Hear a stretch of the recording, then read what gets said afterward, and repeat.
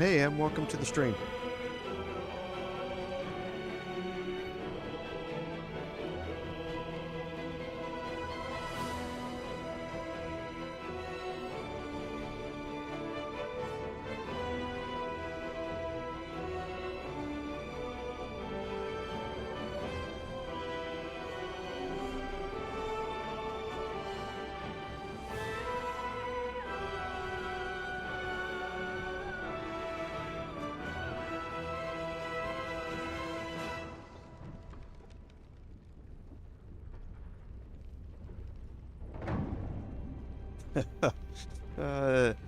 No worries. On time, late, not here at all. Thank you all for the support, no matter what.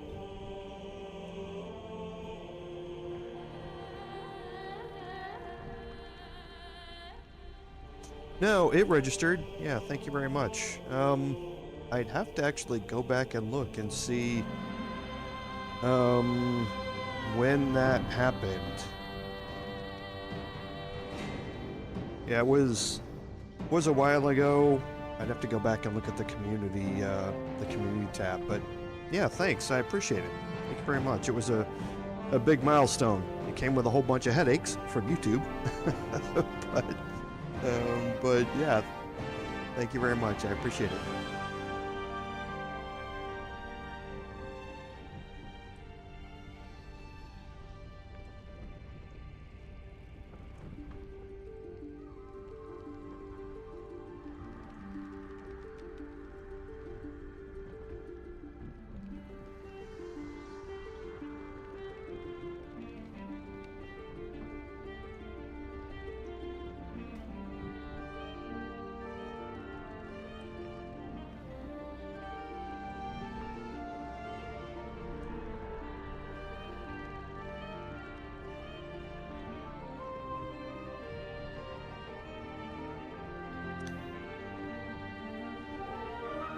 I mean, for the most part, it was administrative stuff.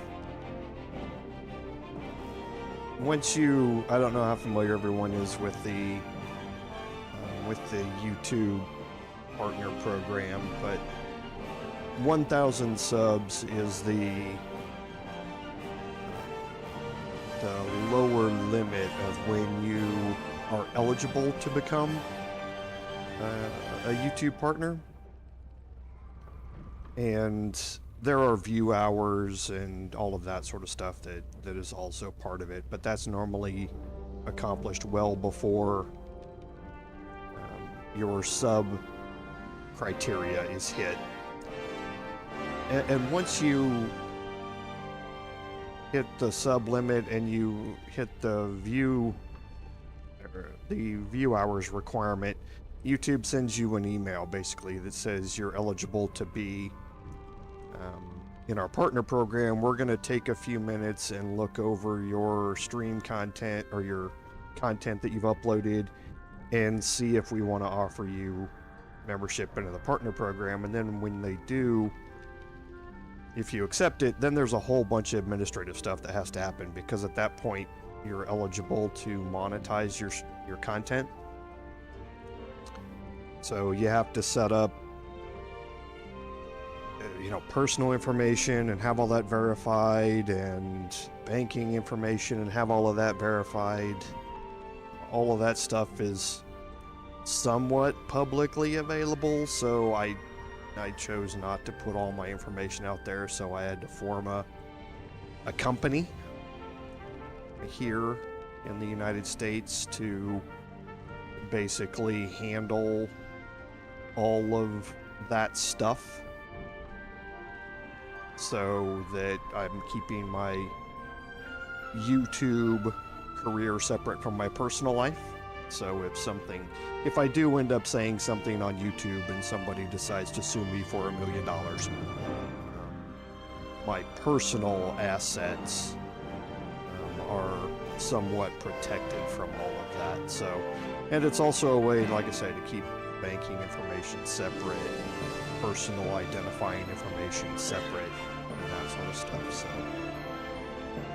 yeah, it's smart, but you're nowhere near breaking even. on that. The expenses it takes to set up a company, to register it with the jurisdictions and pay taxes on that income, and the legal expenses for making sure it's all set up and working right. You're out a significant chunk of money up front, and it's gonna take a while to pay that back. Normally people don't do that until you start making regularly decent amount of money from YouTube. Me, I'm just more conscious of my personal information being out there, so instead of just putting my personal bank account and putting my personal address, my home address and all that sort of stuff on it, I was willing to basically lose money and set up a company to keep all of that information and to keep my liability for anything that happens on the channel separate. If Larian decides to turn around and sue me, then the company assets are what's there and not my personal life. So normally it doesn't make any sense to set it up if you're going to be just not making any money off it, because then it's a losing money proposition. But for me, the peace of mind was worth the additional expense.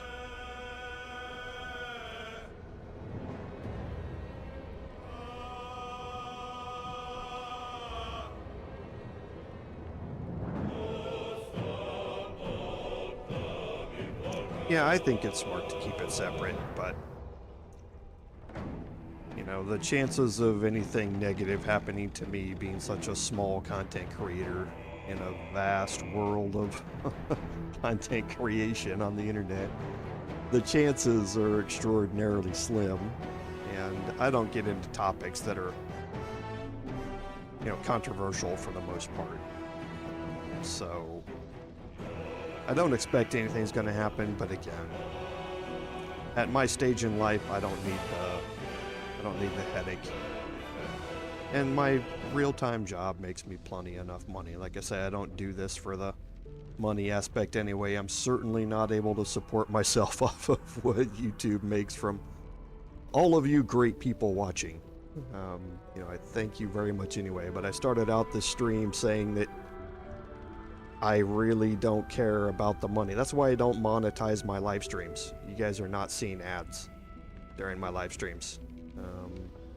That realistically hurts, quite a bit, because it's not going to be showing up in YouTube's algorithm a lot for people if they know they're not going to get money off the watch hours. So, but for me, it doesn't make any sense to be watching somebody live and have an ad interrupt you. It doesn't make any sense to me. So I'm not in it for the money. I'll never ask anybody to subscribe to the channel. I'll never ask anybody to click a like button. I'll never ask for any of that sort of stuff, because I'm here just to create hopefully entertaining and useful content for all of you, and whatever happens after that happens.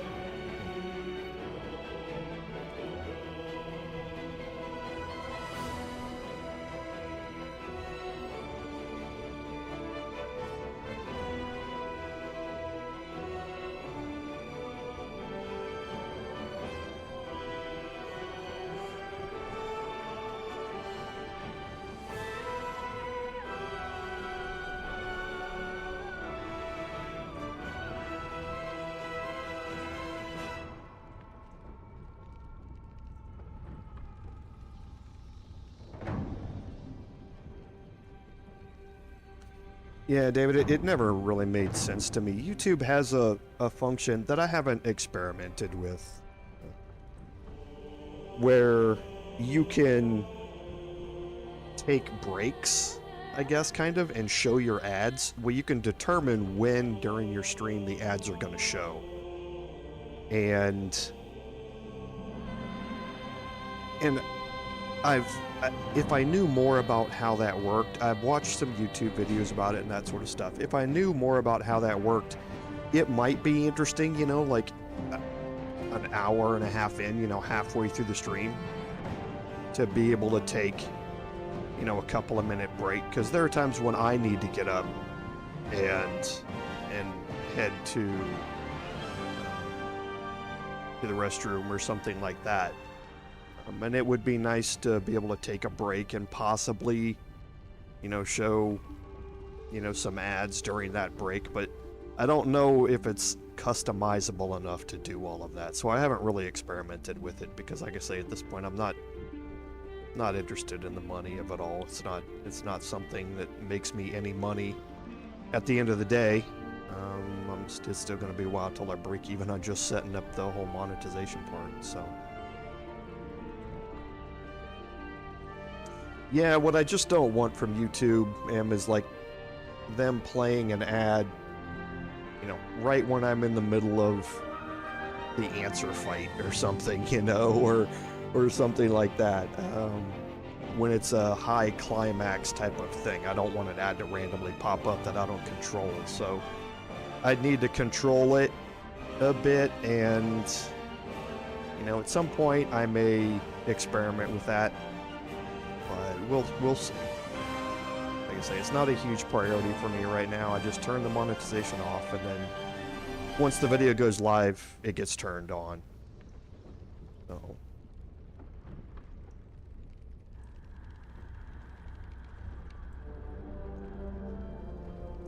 yeah, and David, if you have YouTube Premium, then you're not going to be getting a lot of them anyway. And YouTube Premium supports us, content creators, just by people having YouTube Premium and watching the videos.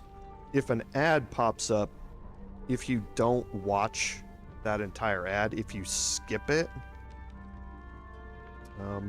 the content creators get very little money off of it.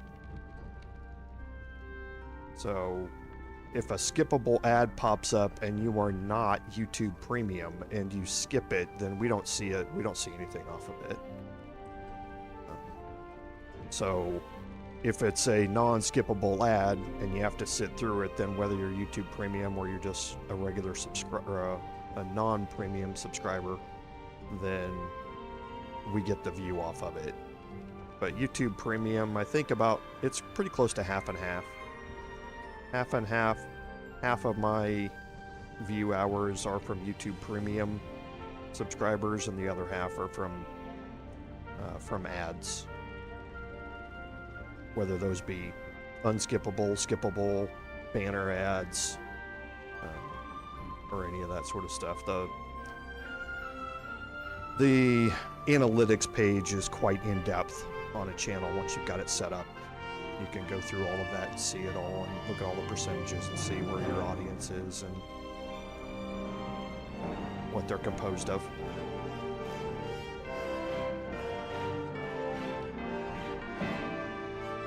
So yeah, we'll see. I mean, it's been, you know, a year, a little over a year, so maybe we'll see, you know, how the channel morphs in the future. But there are times when I do have to get up in the middle of a stream. I try and find a long NPC dialogue to do it. But rarely I will have to put up the be right back sign and take a break.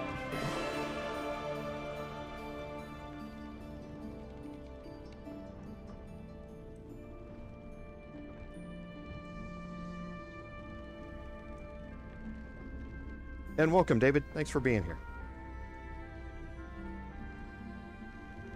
Oh, thanks, Em. I appreciate it, and I appreciate all the feedback that you give on the videos for those people who come by and check the comments afterward. Thank you very much for that.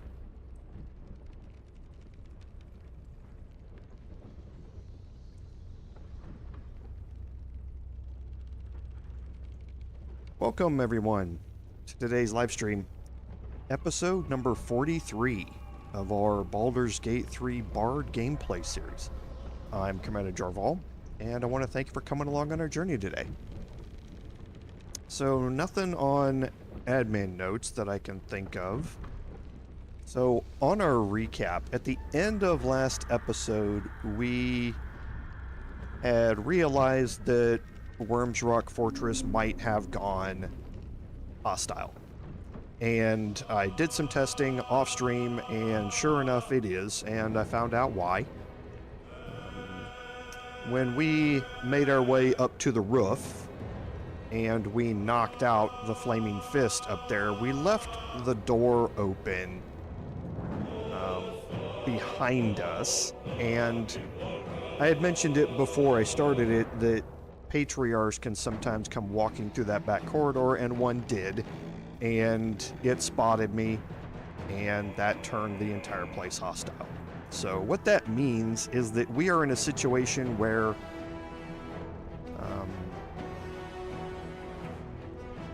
Gortash is hostile now, which means that we'll have to see where he is to determine how to fight him, whether he's still in the throne room or whether he is up in his chambers. I think he's going to be still in the throne room, and we'll have to deal with that. But we do not want to fight Gortash until we've dealt with the Steel Watcher Foundry, and that means that we need to work our way past a hostile Wyrm's Rock Fortress. Now, we can certainly do that, and we're going to be showing how to do that today. But we also need to make our way down into the prisons, and that's what we're going to look at right now. Because we need to have a fight down there, and we want to have it now, and then skip into the lower city and kind of bypass Wyrm's Rock Fortress and leave it later on. So here's where we left last week.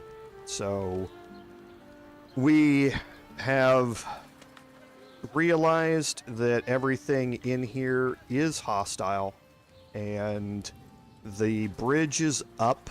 We are no longer able to access it from this side. So we're going to have to find an alternate way to get into the fortress again. And we're going to have to find an alternate way to get around it to the far side over here to enter into the lower city. And we're going to do both of those things today, but first we're going to make our way down into the prison so that we can have a fight with Ansur. And to do that,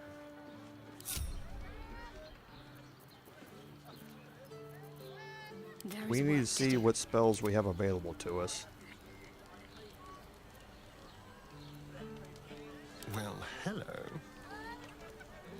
Okay. Still alive. So we don't have...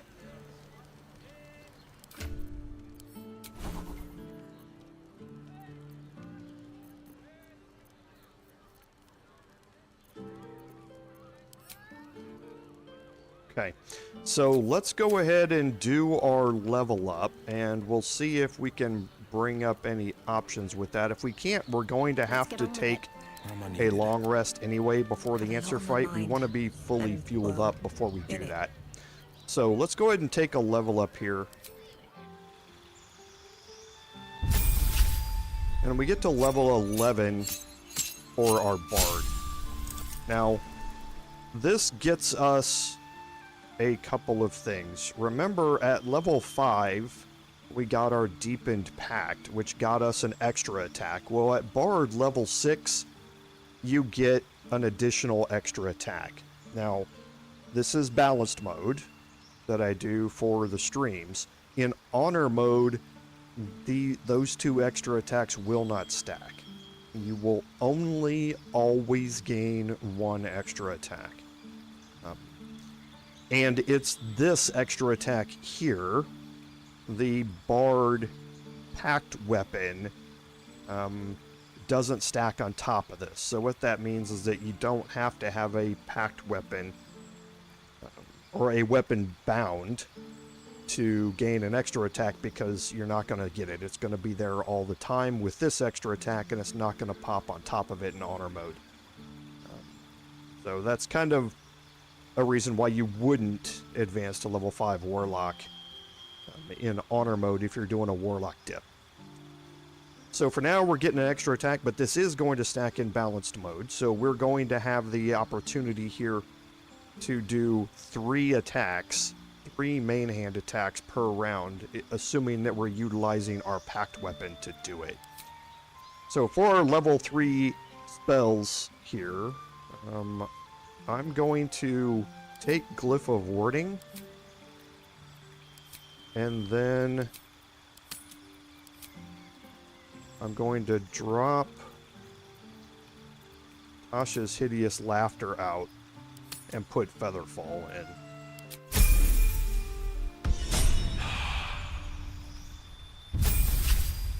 Now for Cleric, we're keeping her Pure Cleric for now. And we now have an additional level 6 spell slot for us. Blade Barrier is really nice to use. Heal is amazing.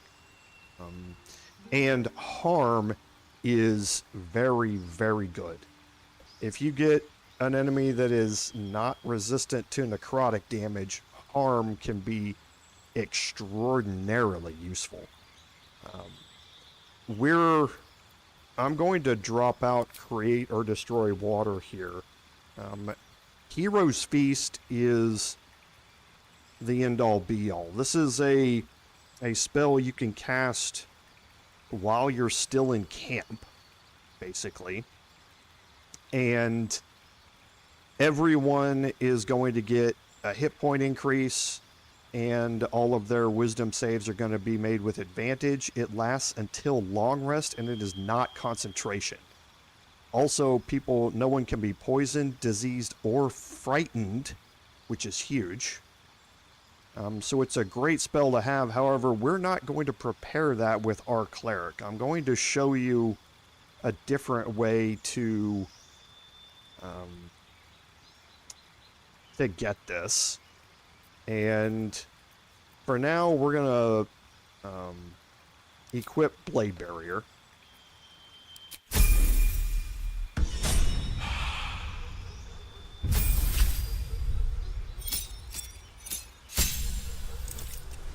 Now, for Wyll at level 11, remember we've spec'd Wyll out as a crit chance build.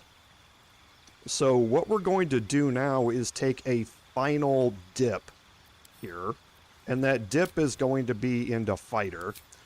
Fighting style, we're just going to pick Defense to give us a +1 to our armor class. Nothing else here applies to us. I guess with the possible exception of Protection as a reaction. But Defense is better for me, just a straight +1 bonus to armor class. And the first dip into Fighter doesn't get me anything other than that, really. Okay, now for Astarion at level 11, Ranger's going to get us another favored enemy choice here, none of which are incredible. Rogue is going to get us an additional expertise into a set of skills. So here, the choices that I would have are not all that great. I mean, Perception and Survival would help me find stuff out there in the world, but there's not really a great choice at either one of these two here. So I'm going to do the same thing here. Now, for Astarion has already chosen Archery to get him a +2 bonus to his ranged weapon attacks. He also now is going to pick 2-weapon fighting, because now his offhand attacks, I can add my ability modifier to the damage of the attack. In this case, it's going to be my dex, which is +3. So it's a straight +3 bonus to it. I could pick defense as well for a +1 to armor class. I don't think it's necessarily needed with him, though. Okay, and now I'm going to utilize my brand new Featherfall.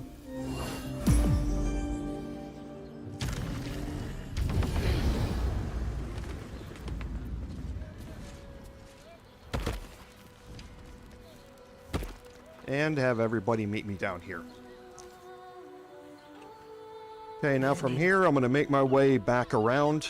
And remember, this is the entrance into the prisons, or into the prison.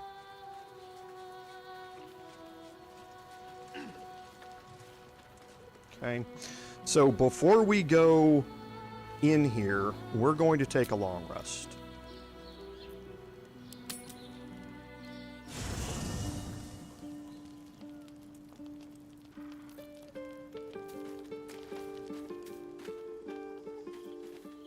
We'll quickly see if we have any conversations. Always at your side. I'm listening.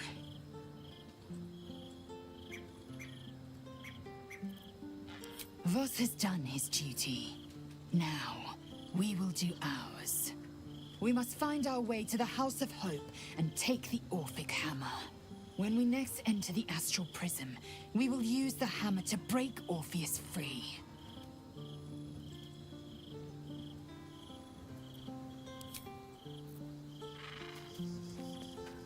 Okay, we'll check with Wyll here. Well met. Mind flayers are like devils. They just sport tentacles rather than wings. Clever, manipulative, exploitative. The Emperor says he's a friend. I think we'd be fools to believe him. Maybe it's true. Maybe Stelmane allied with a mind flayer and subjected the city to their political will. Or maybe he made an offer she couldn't refuse. Okay, we're also going to try and at least convince everybody of the Astral Tadpole's abilities. At least the people who are mainly going to be in our party. Yes, and at a great cost, partial ceremorphosis. I won't begrudge you your choice. As for me, though, I'm not ready. I might never be.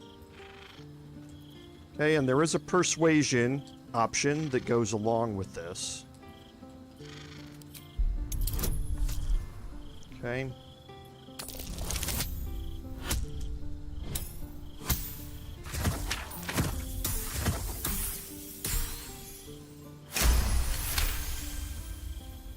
The coast is ever my priority.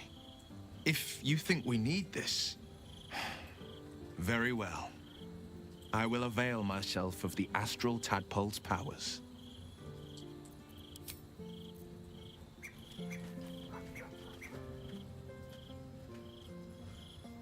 Life pulses from within.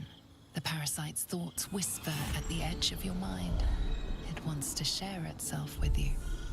It wants to be let in. Go on. Don't be afraid. It only wants to help you evolve. And again, open your mind to it, do not eat it. A coldness seeps through your veins as the tadpole awakens. Its yearning almost unbearable. Your mind is a veritable feast. The tadpole's essence courses through you. Where it touches, your flesh, glands, organs contract and flood with pure thought. You feel different. Your body has never felt more connected. Your mind present in every flex of a joint or muscle. Perhaps, once the others see what you can do, they will consider trying it for themselves. Okay, so we will head over, Have to keep going. talk to Karlach. Already feeling better. Soldier? Nothing new from her. Yes? There might be, but it's not a path I tread until we must. Let it wait until the city proper. Perhaps I'll have had a better idea by then.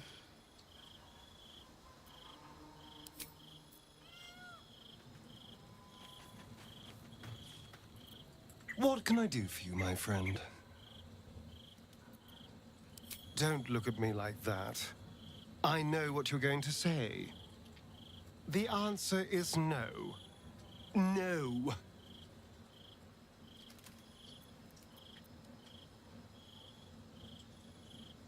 That was before I knew the cost.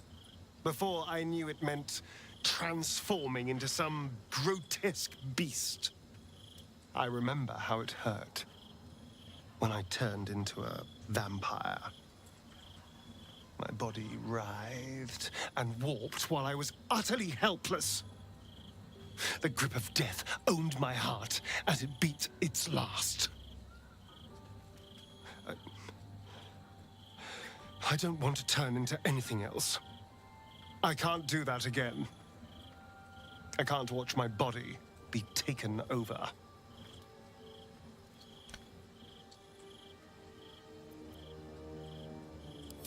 It isn't about the pain, it's about being beholden to the tadpole's influence.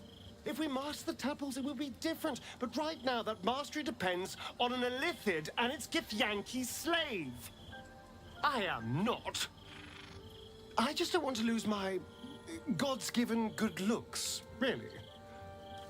Wouldn't that be a crime?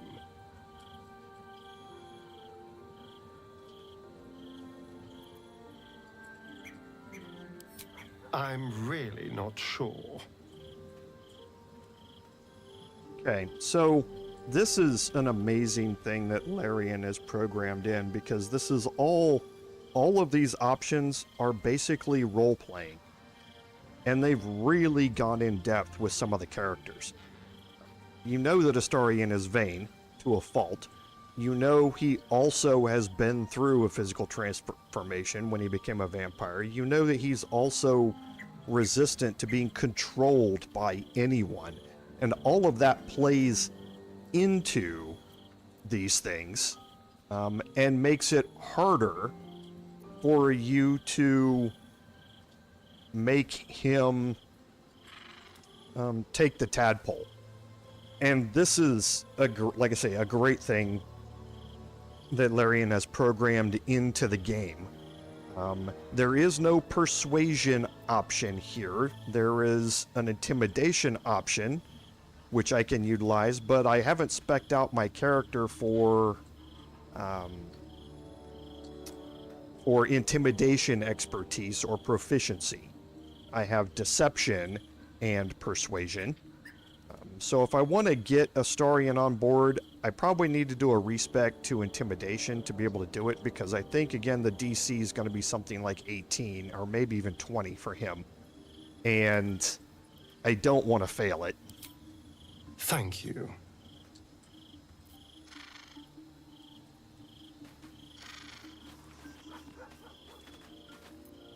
All's well, I hope, aside from the obvious.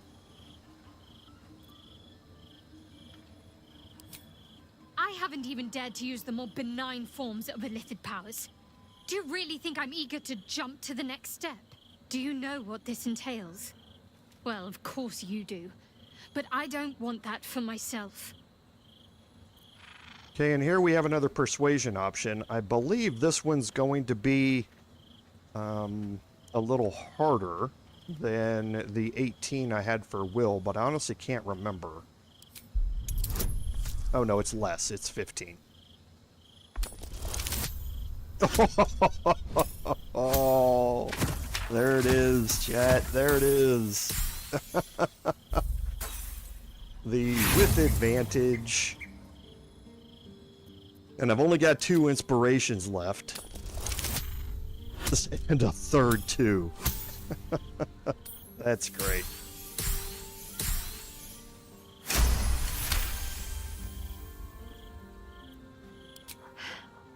Fine. I truly hope you're right about this.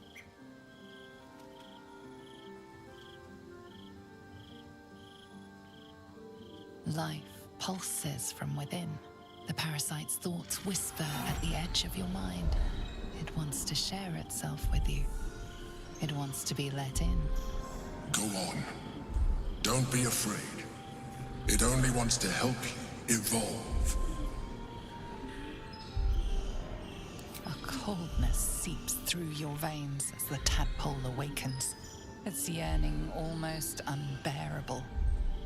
Your mind is a veritable feast.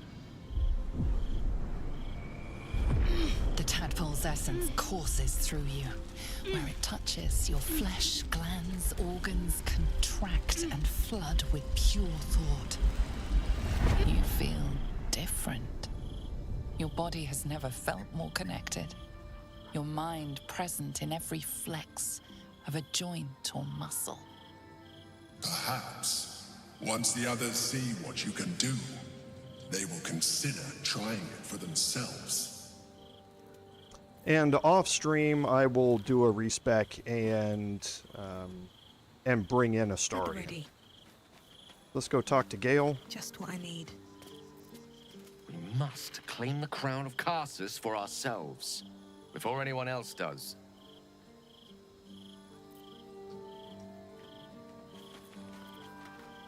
Oakfather preserve you.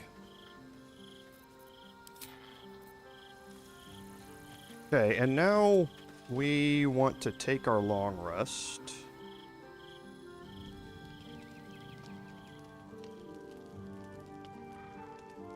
When we get up, we're going to do a couple more preparations.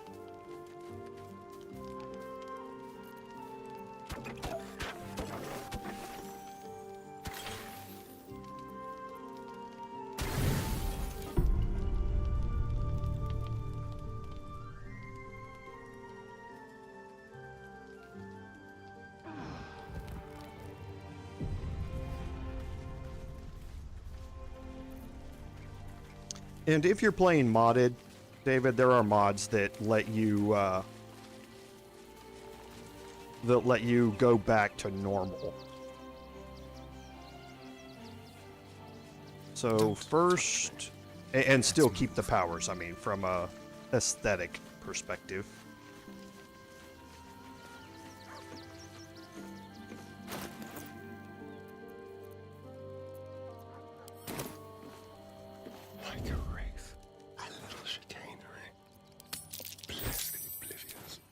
Okay, we definitely want to make sure we get that out of the way. And now I'm going to go talk to Never a dull Withers moment. again.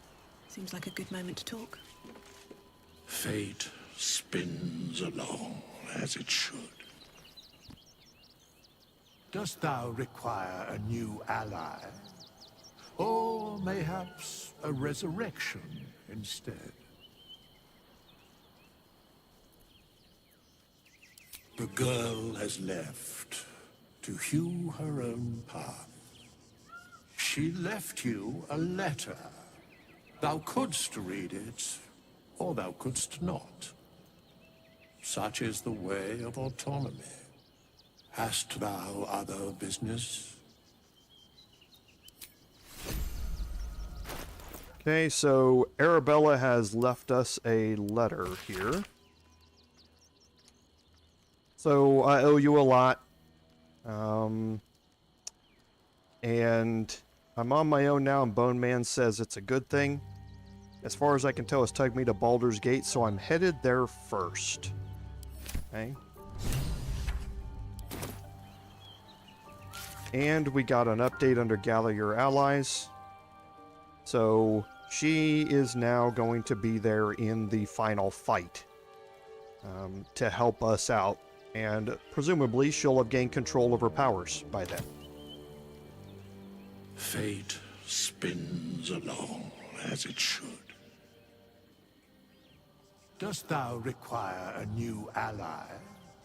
Or mayhaps a resurrection instead? Very well.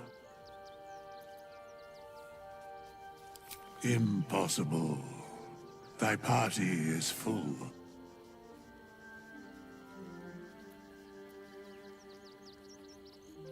And I need to think about geography here.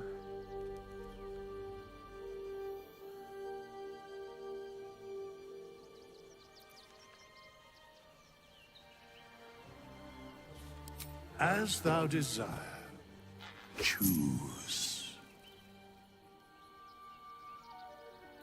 Okay, and we're going to pick Zenith here, and that's because Zenith is a cleric. Don't care about anything else that Zenith is going to do.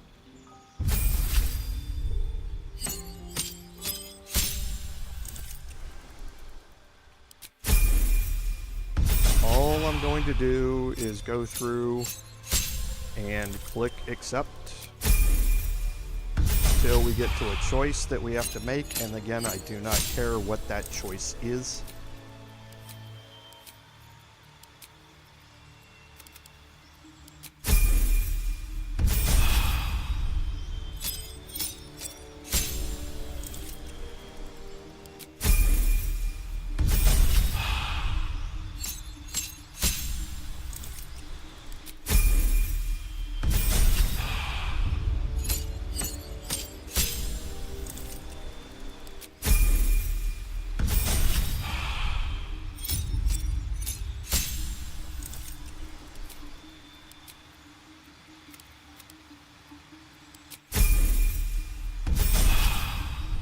You can, I'm just not worried about it. It takes me a couple extra seconds. It's not a big deal to me. But yes, what he means is that you can right-click right here and go through that.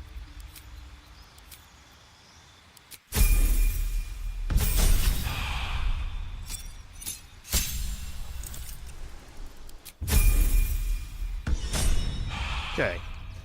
So now my cleric is here, and what I want to do, kind of position my bard there. I have a lot on my mind, and well, going to take Zenith, and remember, I'm going to have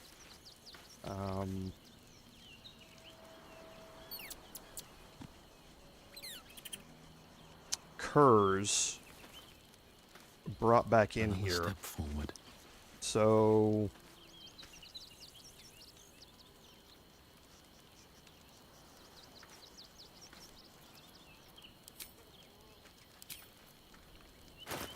and I'm going to go to my spell book, and I'm going to prep Hero's Feast.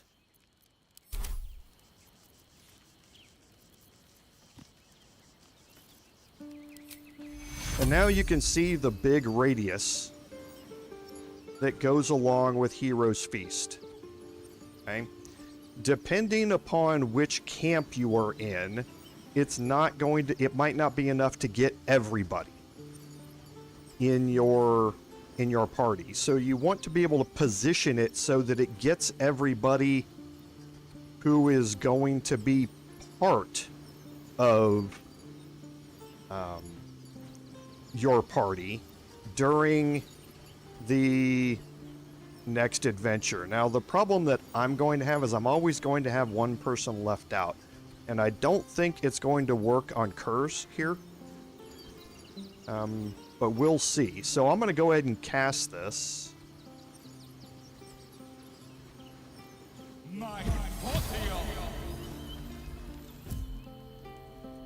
And yeah, it does not work on a dismissed hireling.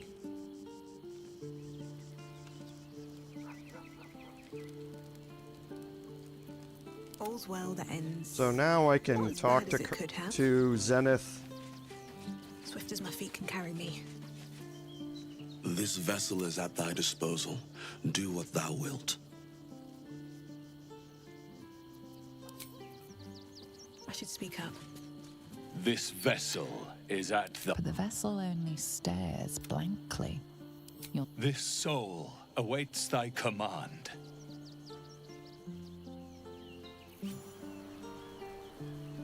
Okay, and Kurz needs to level up.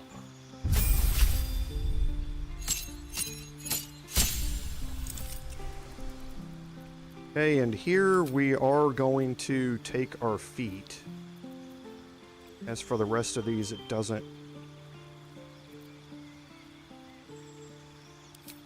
really matter.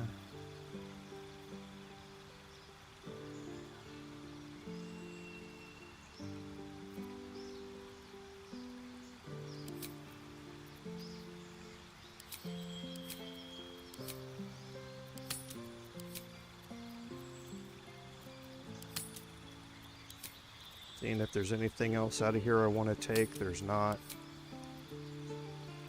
Okay, and for my feet here,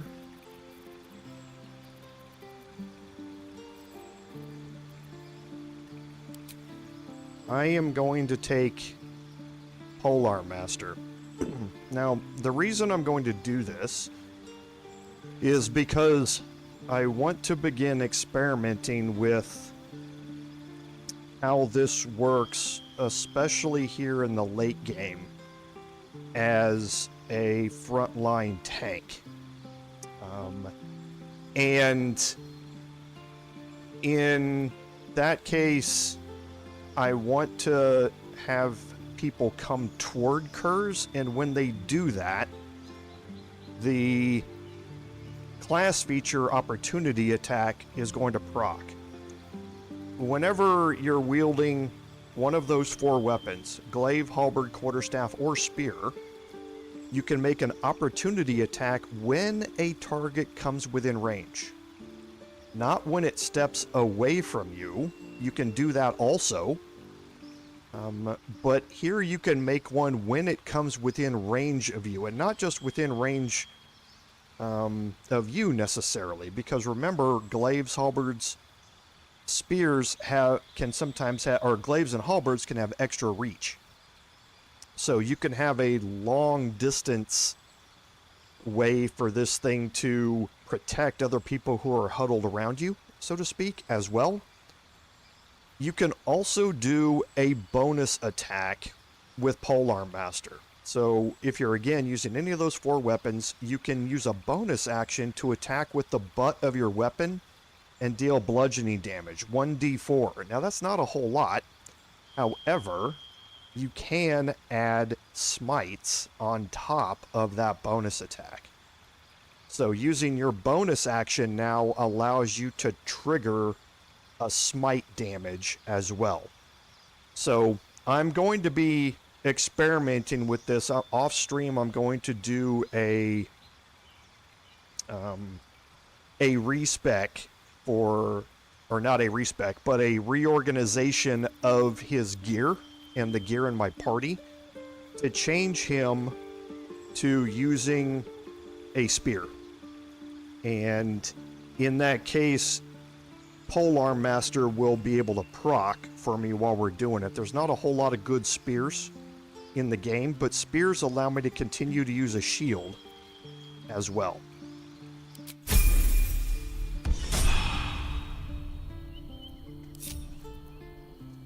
And while I'm here, I can look, because yeah, she's using Nyrolna now, so she is not using Seluna's Spear of Night, which I could swap that out for. The really good spear to use is Shar's Spear of the Evening in its place here.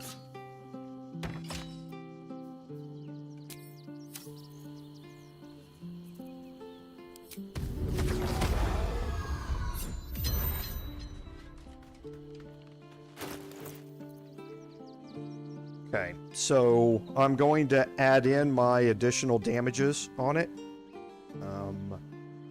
So we will not be getting back that 1d6 lightning, which is what's pushing that up to 27 at the top end. I won't be getting that back on this. But we'll add in an additional from the Drakethroat Glaive once we get back out of camp. And drive that up some more. So let's go talk to Gale. We must claim the crown of Karsus for ourselves, before anyone else does. Okay.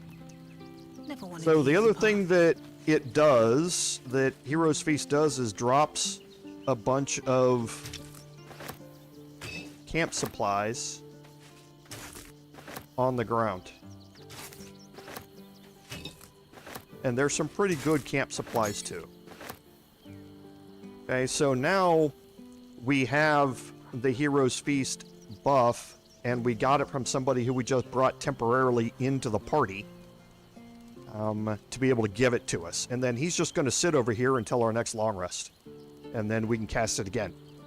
And rinse and repeat. So you don't need to have that prepared on Shadowheart or anybody like that. You can just bring a hireling out to cast it for you. Okay.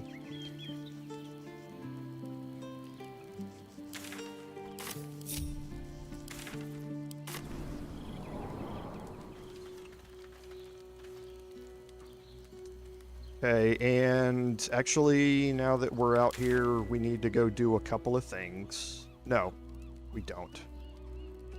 Forgot.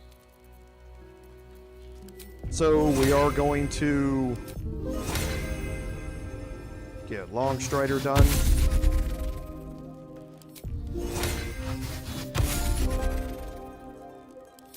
Going to get Speak with Animals done.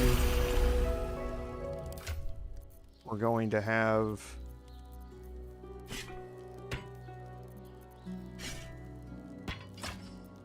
Shadowheart equip the Drakethroat Glaive.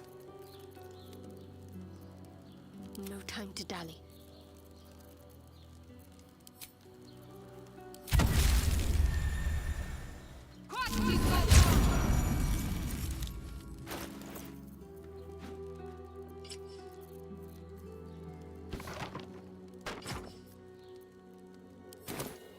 Okay. I've got a long road ahead. All right, so now we're going to head into the prison. And when we head in here, we're going to be in the passageway leading to the storeroom.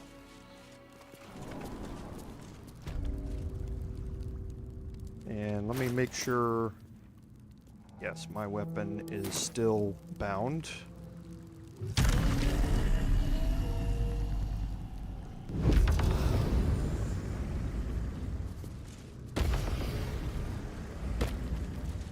On my way. Okay, and now we're going to be in the storage room here.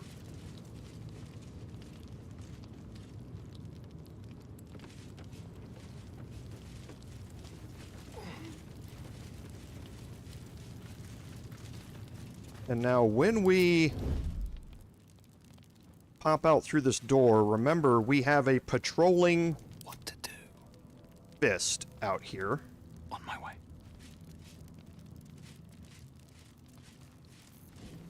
Whoops. Didn't want to do that. My faith protects me. Need to tread softly. Step carefully.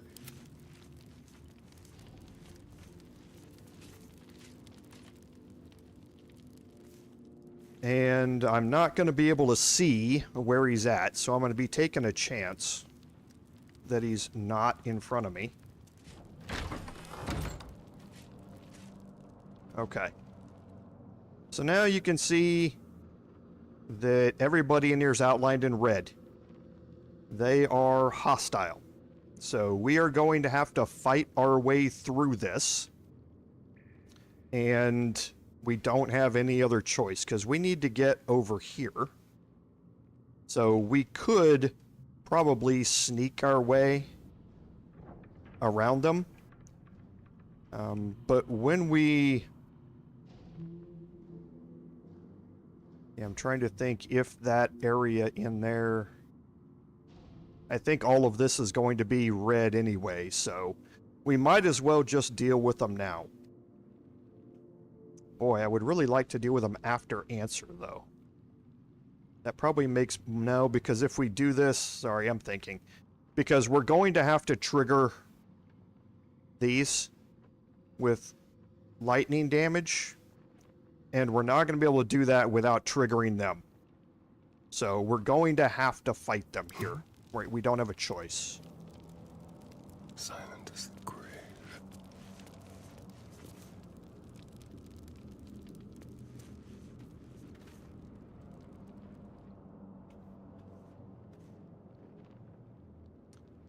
Now, the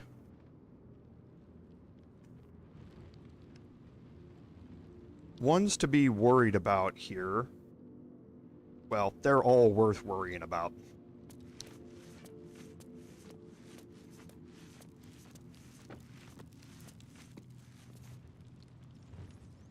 Okay, so we have 5 here that we are dealing with. And Fist Ivaris can be very, very dangerous just because of the level of spells they have access to. We also have a great weapon fighting extra attack here with Riposte. So melee attacks against him are going to generate a riposte against us.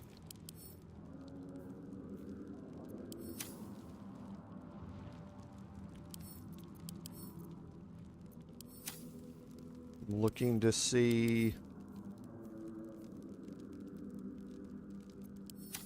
what the other one is. Okay. So we really want to focus Fist Ivaris here, and we also want to kind of play this smart around a checkpoint here. So we're going to utilize Astarion to start this off. Okay, so we're still good here.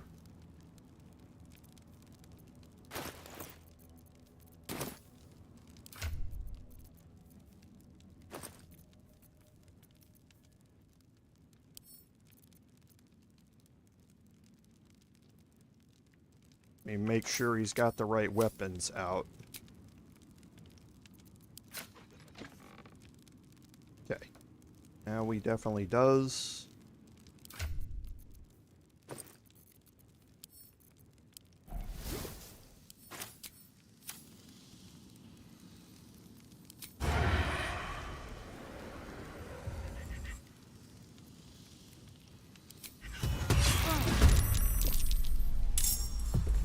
Okay, so we do get a surprise round here, which is exactly what we wanted, because we need to finish off Fist Ivaris here.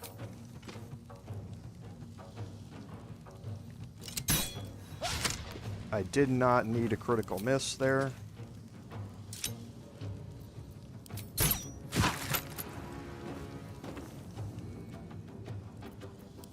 Whoops.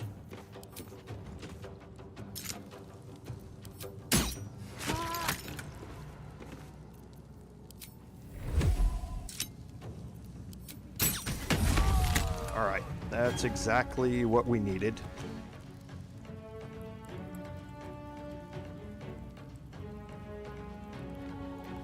Be quick. Waiting with bated breath. What path lies before me?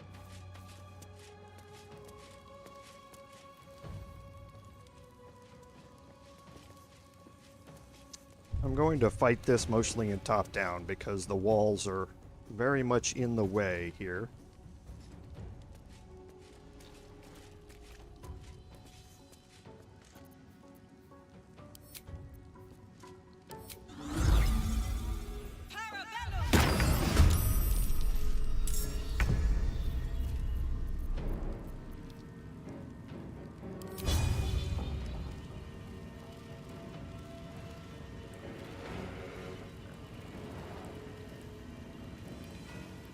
$95, $90, $70. What do I have to lose? Bang. Does this count as adventuring? Don't waste a step.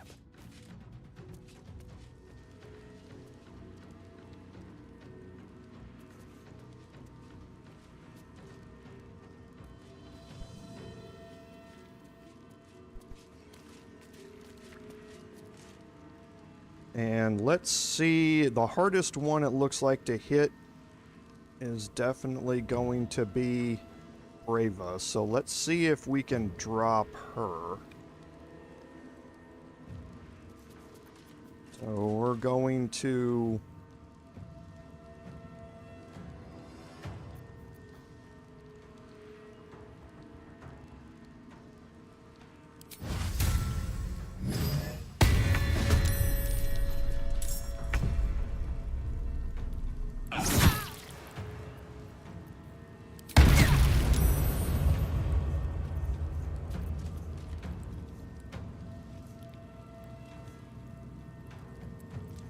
Let's use our pole arm here. Oh. Didn't need that. I want to spread this damage around for the big smites.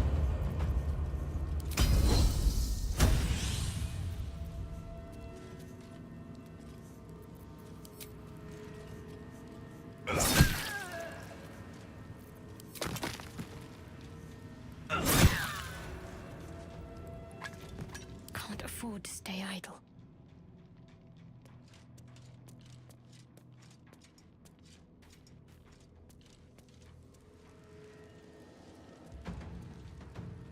Can't even catch my breath.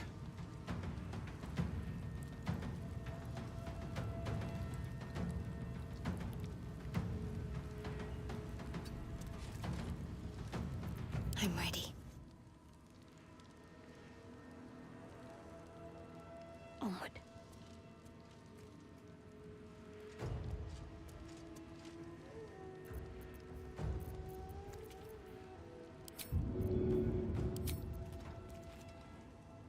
Better get to it.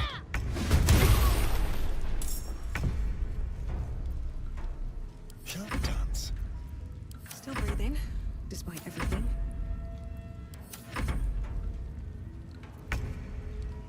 Okay, and now our next round here.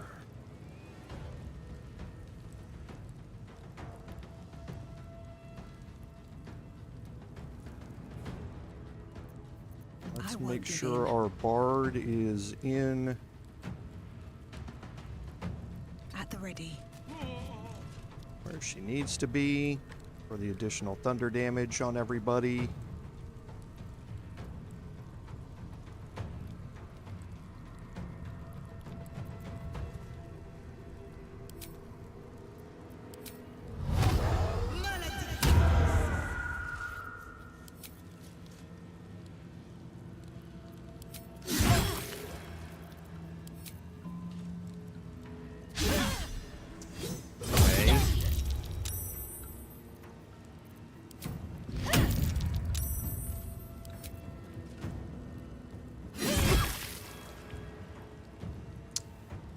Wish I wouldn't have missed. I'd been able to take him out. I wonder if this is worth the cost. I did use his reaction up though, so his riposte is gone. I wanted to do it with her because, I wonder if this is worth the cost. again, 22 armor class. Blood comes easy these days.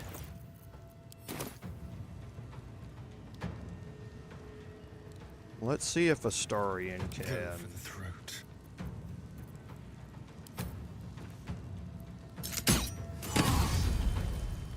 Okay.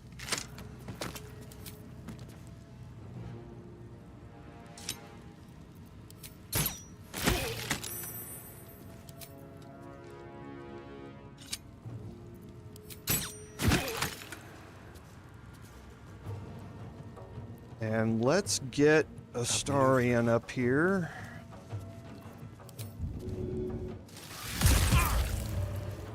Might as well give him the happy trait as well. Another fight. Let's go.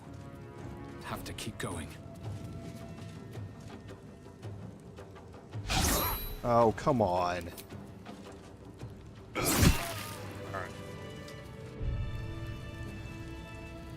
Okay, now I need to use a short rest to get my smites back. And I used very little permanent action economy out of that.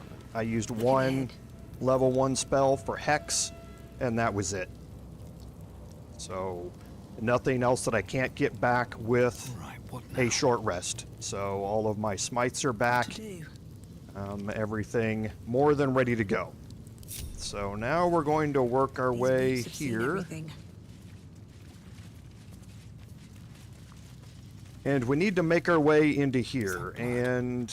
No, never mind. For that...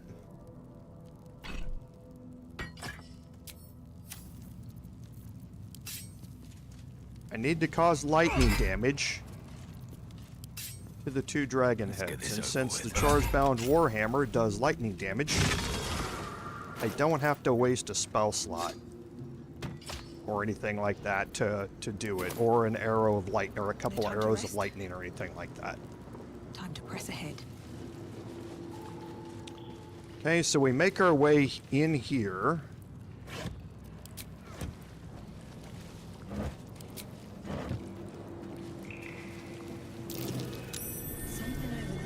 This is the mouse hole from the cells. There's another way in here that doesn't require this. Inside the cells down here, there's a mouse hole that you can get in here. However, you still have the same issue. If you sneak past and go to the cells, everyone has to be able to be gaseous formed or wild shaped or something like that, because a shapeshift to a gnome or something doesn't work with this. It's too small. So this is the only way to get everybody in here full sized, and I wasn't going to be able to do that without alerting them out there.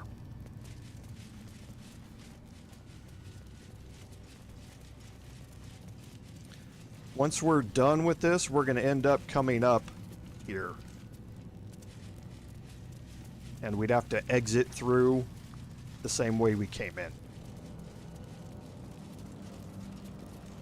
Seems simple enough. Okay, so here we are inside the Wormway. And the Wormway is a really interesting spot. It's very analogous to the Gauntlet of Shar, in that there are trials in here that we're going to have to finish. But there's also some murals we can look at here. Is that Baldur with a bronze dragon? Must have been quite an adventure. And I do still have it on. Baldur and his winged ally admiring the fruits of their labor. The city itself. Baldur sails away and leaves the dragon to watch over his city. Do the histories make mention of this? Okay, so we know that Baldur now had a bronze dragon that he worked with to help found the city of Baldur's Gate, and he left at some point on a ship and left the dragon basically to help continue the city. And you're going to learn more about that as we go here, but there's a journal to read. The Wyrm's Lair. The legends are true and we've marked our place. We'll prove our worth and meet the dragon, the good dragon, or so we pray. Okay, so this is a place to meet a dragon, possibly the bronze dragon here. And last is the statue of Baldur. You want to talk to all of these that you see. The statue before you bears a familiar likeness. It is Baldur, the celebrated adventurer who founded the city of Baldur's Gate. Peril floods my province. The palisades fall, the earth does tremble. The servants of shadow and blood assemble. Beyond lies the grand Wyrm, deep in slumber, awaiting a true hero's advent, should my domain drown in torment. Be you the deluge, turn away. Be you the hero, answer true. Are you worthy? Poetic nonsense. There is no Wyrm and no savior.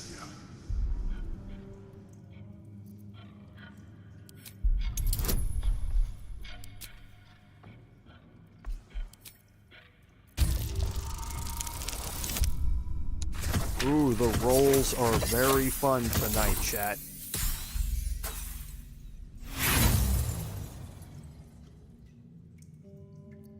I'm not going to re-roll that with my last magic inspiration. allows this statue to speak, it lies beyond your grasp. The statue gives no response. Ancient Ansur, hear me. A champion is proclaimed. The test begins. Let your judgment follow.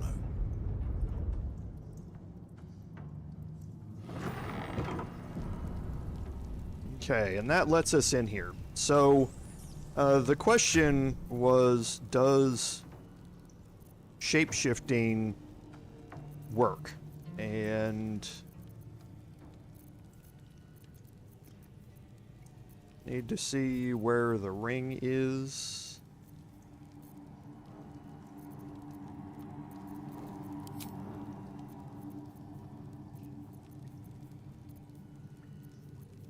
Oh, I don't have the ring yet.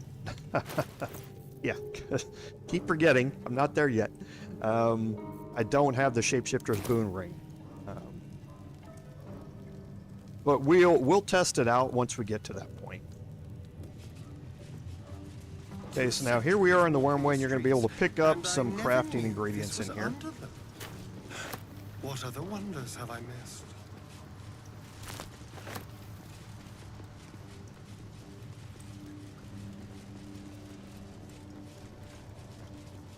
More for me. Now here you see that we have 4 statues, and there are 4 ways to go. There are 2 doors there. There's a passageway here that leads to another door here, and then there's an encounter down here. Okay, so we are going to head into this first door here. Yeah, I mean, I guess I can run it through and just see.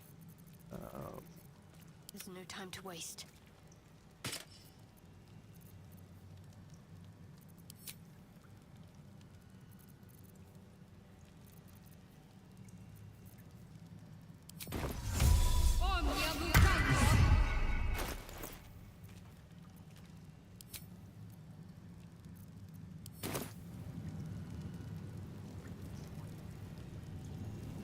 So the answer is no.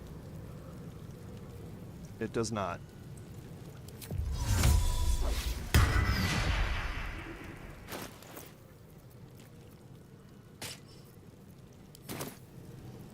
No one stopped me yet.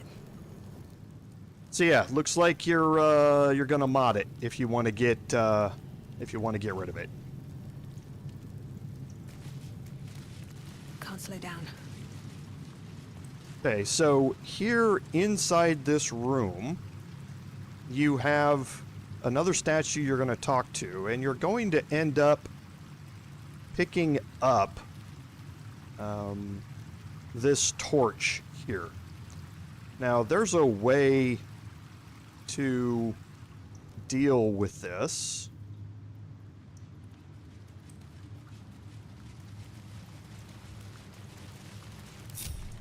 What's next?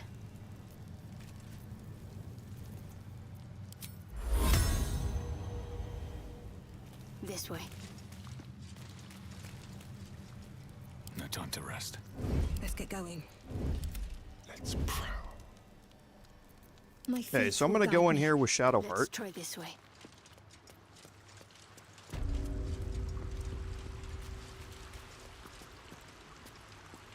And now there is a conversation here that we can preview. A champion burns bright, even when rushing waters and moaning winds threaten to extinguish the flames. Take the torch, withstand the elements, prove your courage. Okay, so you're going to want to take the torch. As soon as you do that, a combat encounter is going to start, and you're going to have different myrmidons spawn, different elemental myrmidons spawn. This can be a very dangerous fight, in that some of the water myrmidons have a flail that can paralyze you, or I mean stun you. So things can get a little rough sometimes, especially on your honor mode runs. So what I'm going to do is I'm going to leave for now, and before I do this, I'm going to cast Sanctuary on myself. And then I'm going to click on the statue fast forward through the dialogue and take the torch and let the combat start so I don't let rounds run off of my sanctuary.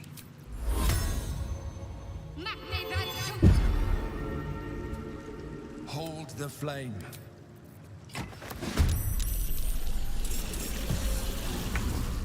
Okay, so, or these are elementals, sorry, air and water elementals. So I have 9 rounds of sanctuary. I have to survive for 4 rounds. Okay, now I am not completely safe here from damage, and I need to be conscious of that because I can still be damaged by AoE spell effects and or attacks that don't target me but land near me. So I need to be conscious of that while I'm in here. But for now, I can just end my turn.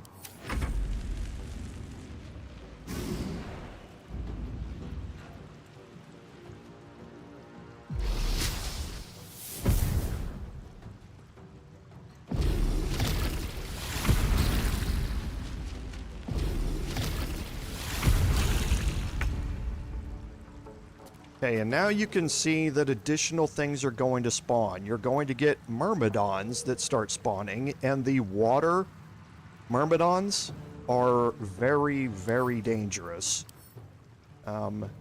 In that...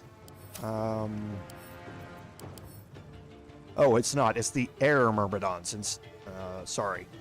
This flail here can stun you. And when you get stunned, you are, again, extraordinarily vulnerable to melee attacks. So things can get rather sporty in here. And again, the elementals can cast AoE effects. So we want to make sure that we're not standing in AoE effects that are going to continue to damage us once they're cast. There's nothing we can do to anticipate them. We just have to wait and see and react to them.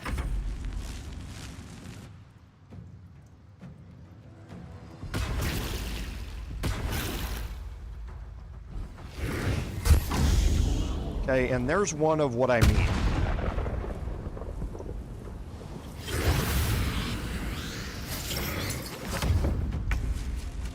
Is that you don't want to be standing in the raging vortex because you're going to take damage when you're inside of it.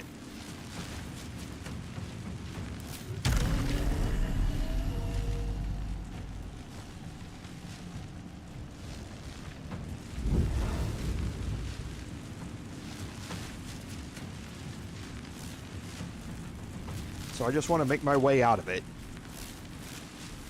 and end my turn again.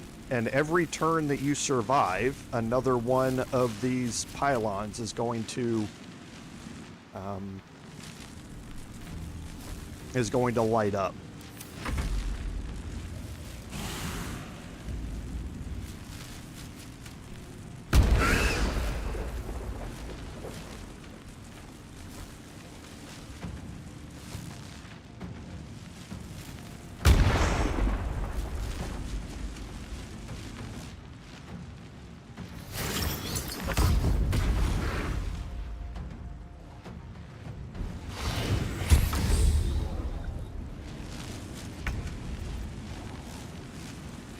And this is another reason that I took fly, is because if you can get completely trapped by everyone trying to come close to you, to melee you. So having the ability to fly out of something like this can be very, very useful. Try and stay in open areas so that you can't get completely blocked in by the enemies.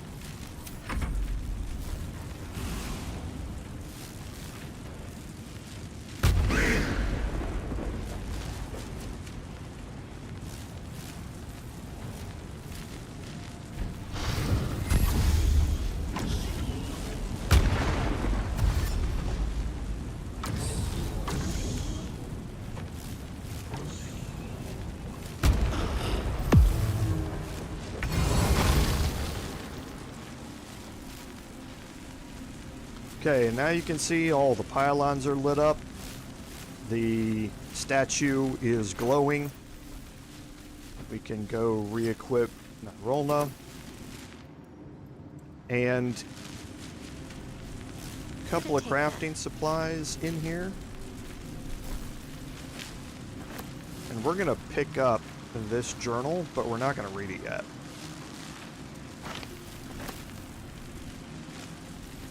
Even if you kill the elementals and the myrmidons, you're not going to loot anything from them. You don't get to pick up their weapons or things like that.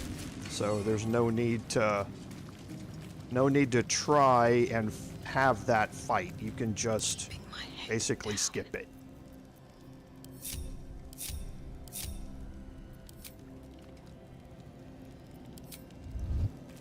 Okay, so we're going to go start over here. Or we're going to go continue on to this side over here. And again, click on the statue. Oh, and you will see that once you complete a trial, the statue out front here is glowing.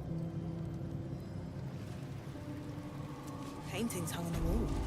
A true champion knows justice and eliminates those who stand in its way. Restore the balance of justice. Okay, so in the Chamber of Justice, these paintings tell a story. All right, and you need to read the story here. I'll give it a shot. The apple. The painting depicts a red-haired man stealing a shiny apple from a cart in an open-air market. You know this market, the Wide, where Baldur's Gate citizens and visitors gather to conduct trade and wax political. Okay, so on to the next one. The Child. A red-haired man is portrayed with his cloak's hood lowered, giving an apple to a smiling urchin. Several other children are huddled behind the one receiving the apple, hands outstretched. All right. The Induction. A red-haired man is depicted in hushed conversation with a dark-haired woman. She wears a cloak with an unusual symbol on it. Tally marks totaling the number 9. Okay, haven't we already learned about something that has the number 9 in it? Remember the Guild of the Nine Fingers here in town that we've had a couple of encounters with so far?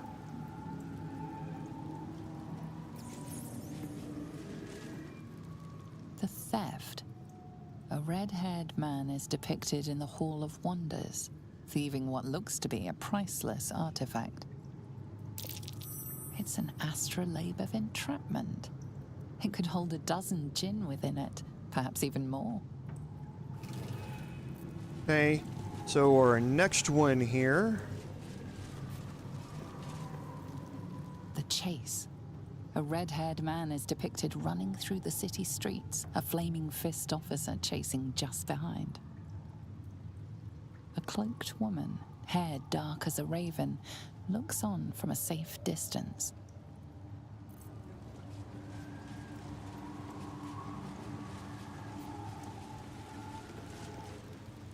The Judgment.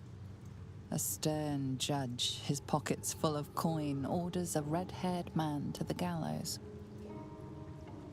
A shiny apple rests on the ground nearby.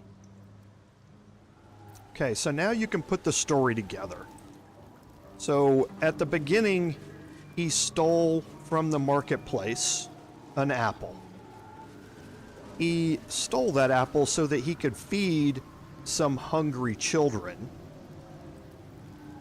The Guild of the Nine Fingers saw him, or learned of him doing that theft, and convinced him, one way or another, to do another theft. This theft was of a very powerful magical item from the Hall of Wonders. He was caught, and the guild disowned him, basically ignored him, and he was then sentenced to die. Okay? So that's the story of where we're at. And now we have the judge here in the middle. Something's on my mind. Away! Behold, the paintings tell the tale. My judgment is rendered. The thief earns his due. Okay, so this is the judge in the trial, and there needs to be one final outcome here in the interest of justice. There are 3 paintings here that are being shrouded by the judge, and you have to pick the painting that is representative of the best application of justice fitting the crime and place that painting here in the waiting judgment. Now, to do that, you need to get rid of the judge.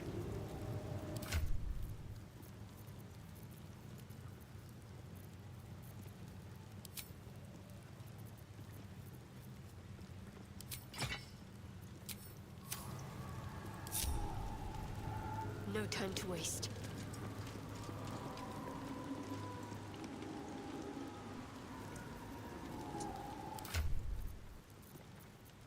Okay, I couldn't remember if that worked or not.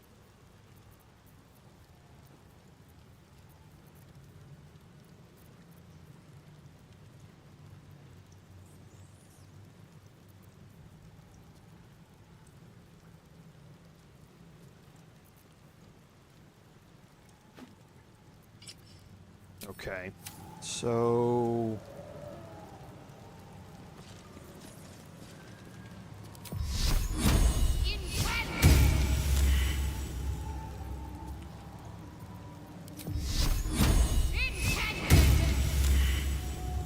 So that's not going to work. I'm trying to remember. I've forgotten actually the way to do this without using any action economy. Actually, I do know one other way I can do it.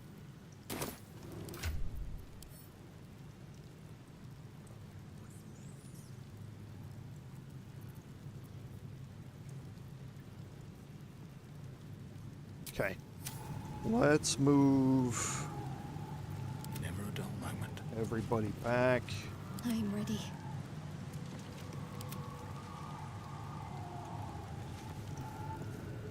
Can't give up now. Oh. I have a lot on my mind. All right.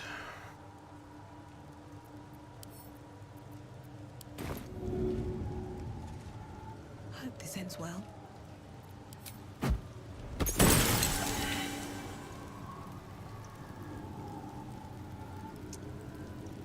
Okay. So that radiant damage didn't work either. He saved against it. I must keep going. Okay, fine. I'll do it this way.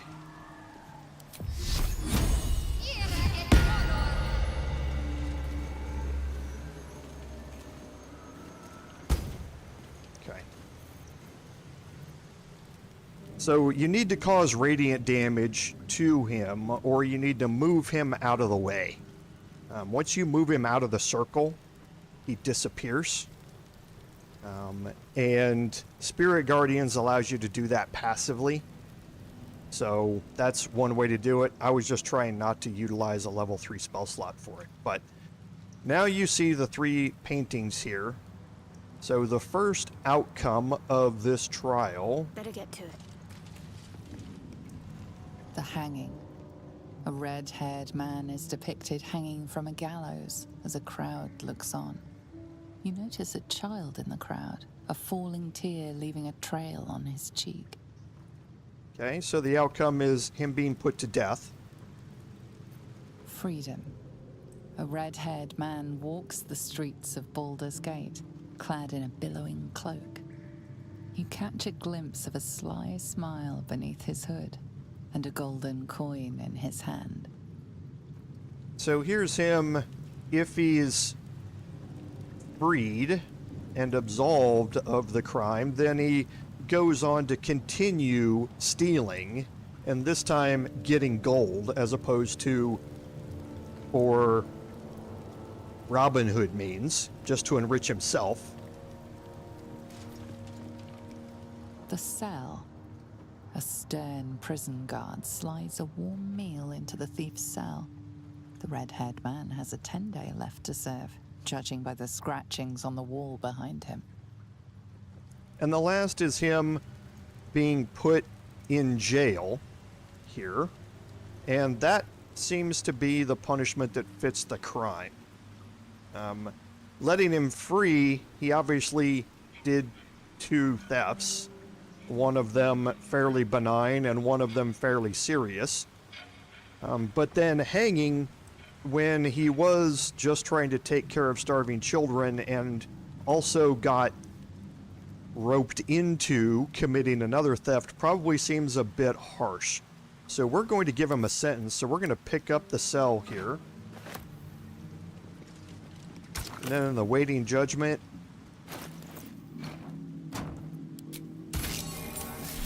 Honorable Judge and applied lex talionis, the principle of the sentence being proportional to the crime. You are a paragon of justice. Proceed. and that's how we complete this trial. Now here in this room we have a couple other things we can pick up. Don't mind if I do.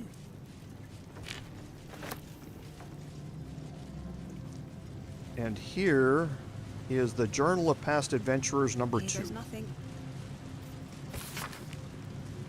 I hadn't expected puzzles. Is the Great Wyrm really hidden behind this? I had expected feats of strength, but nothing like this.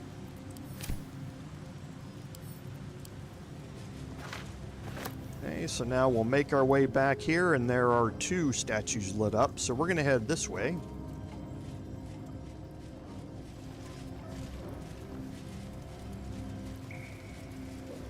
And again, the water kind of gives it away that this is something you can walk on here.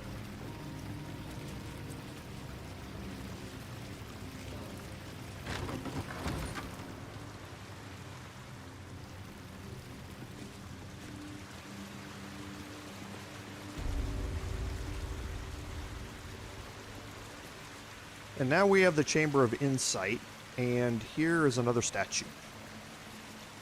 A good leader has the insight to find good counsel. As a war reaches its end, there is one who doesn't advise for the city's prosperity. Find him and strike him down. Okay, so now you need to learn about the 3 apparitions down here and find out which one is not working in the best interests of the city of Baldur's Gate. And what am I to do? I'll go this way. for this, you can see that we have these books that are flying around. Okay, and what I'm going to do is I'm going to wait for it to come down here, and I'm going to go into turn-based mode. With Shadowheart, I'm going to attempt to throw the book. Okay. When you're done, if you succeed the athletics check, the book will drop on the ground, and it's much easier to read. Okay, so this is about Alwyn's stead. A few charred corpses is a worthy sacrifice if a dragon offers to share its hoard. So too should you seek union, should some powerful kingdom march its way on your borders. Some frictions inevitable, citizens' rights might erode, but such lesser issues will be sanded down by the march of time, such as the price of peace. So they're saying that there's a little bit of uncomfortableness in the way of human life and human rights that has to be given up for the overall benefit of the city.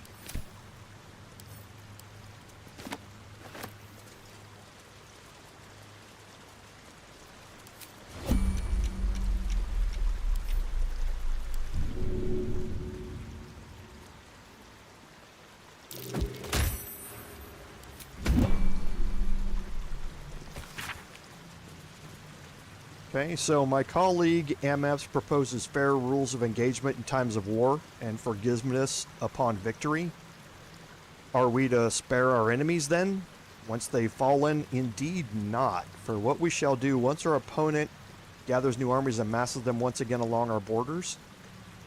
Once an enemy kingdom is conquered, it must be razed to the ground. Only then can we be free of its specter.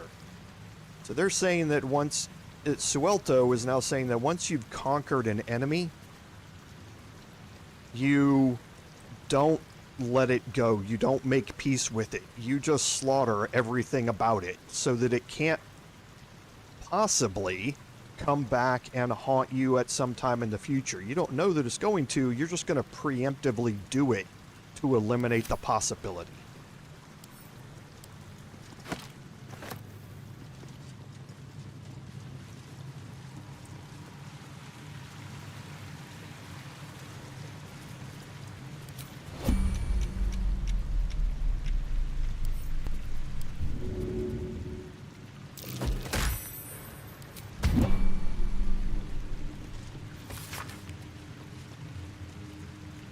Okay, and here the last one is that they have taken pleasure in all of their life, in their life and everything that they've done. Have a chance to see a new generation take to these ideas of a better, kinder, fairer world. My old friend Suelto comes to mind, who adopted such cruel ideologies later in life. I will forever console myself in the idea that such a brilliant mind would only conceive such theories under the strain of exile and the promise of reinstatement, as she ultimately was. Okay, so out of the three here, Suelto's views are the most extreme, and they aren't really working toward the betterment of not just the city, but the Sword Coast and the Forgotten Realms in general. Okay, so Suelto is the one that you want to destroy here.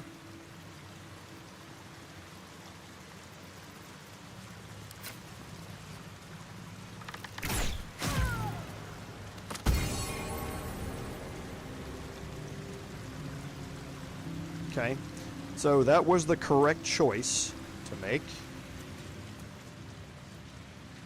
There are some other searchings that we can do here. You can learn about Baldur founding the city. Baldur claimed a guardian and friend, Ansur. Bright were Ansur's scales and brighter still his breath. So now that you know that the bronze dragon was named Ansur and served with Baldur. However, there's a betrayal that happened, and Ansur fled beneath the stone, thereby changing the name of the region he now slumbers under to match his draconic lineage. So this lets you know that Ansur is down here in the Wyrm way. Dragons are great worms, so that's why the name of this place has been changed.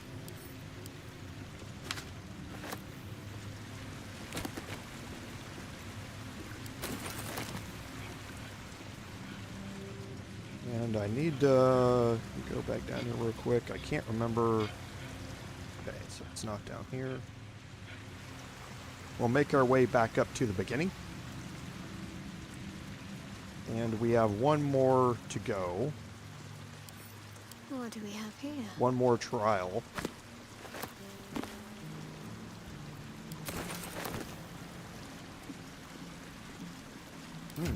Okay.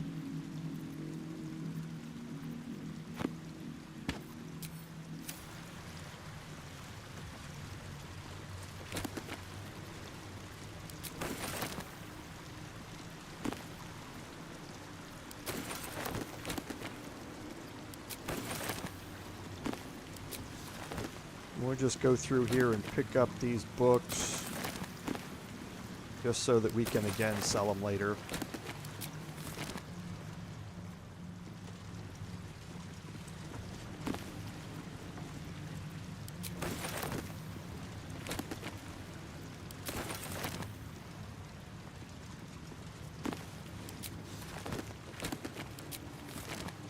Okay.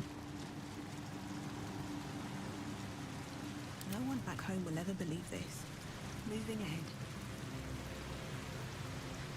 Now we can make our way back out.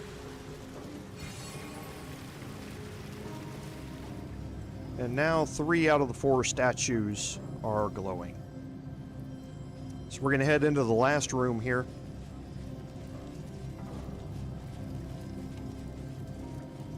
And this is the room that M is talking about. So first you're blocked by some attuned crystals.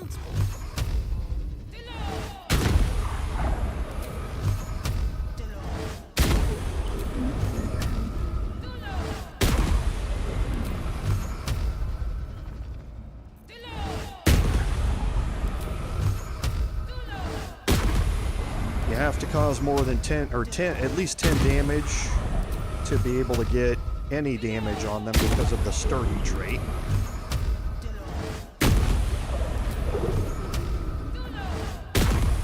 And you don't have to kill all of these, it's just to open up the way to get down. And now you have a chessboard in front of you. This is the Chamber of Strategy. Prove your strategic wits. There is but one rule. The Dark King must fall in 2 moves. Are you a commander of armies? Or a shivering pawn? Fodder for cleverer minds. Okay, now how this works is follows the standard rules of chess. Now if you have Gale in your party, Gale will tell you how to beat the game here. And if not, you can just work out how to do it. Now, the chessboard is, or can be different every time you come in here. Okay? So this isn't something that's going to always be the same every time that you come in here. So be aware of that. So you have 2 moves to be able to checkmate the Black King here. And if you make a wrong move, every chessboard is going to have one way of doing it, or sometimes 2 ways of doing it. But if you make an incorrect move, it will reset the board back to its starting position and highlight one of the gems back here. You get 3 attempts to try and checkmate the king. And I don't ever look up guides for these or anything. I like trying to figure it out myself here. I think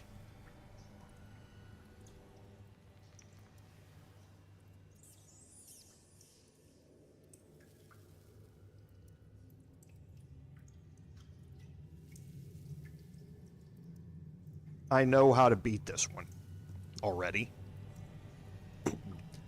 Let me think about it here. Because every move you have to put the king in check. Okay. So...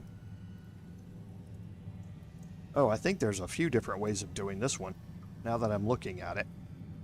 If you don't put the king in check, it's going to fail. It's going to illuminate an orb. So every move you have to put the king in check. Whether it's a check by moving your pawn, or whether it's a discover check, which means moving a piece out of the way so that it puts the king in check. Either one of those works. But this one, I can think of...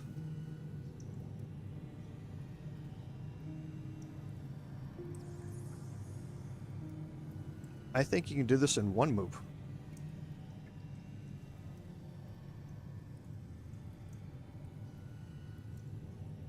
Oh, no you can't. Okay, so that option isn't going to work, but this one still does. there.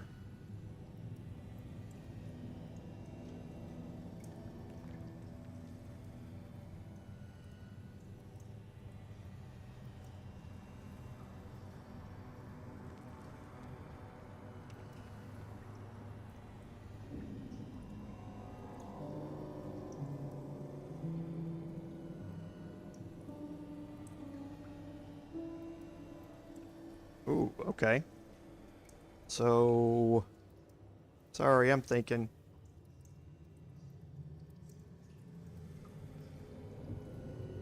Because there's only 2 spots.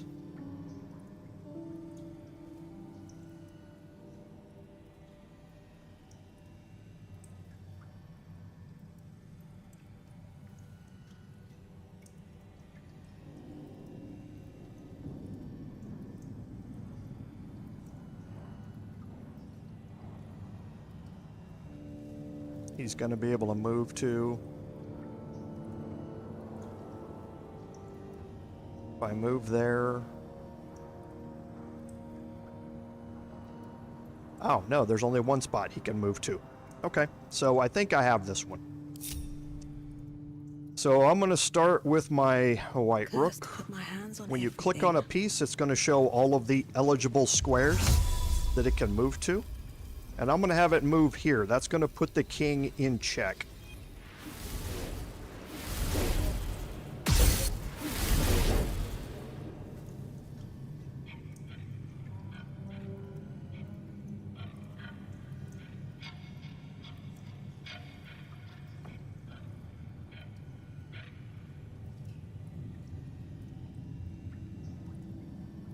And now my white queen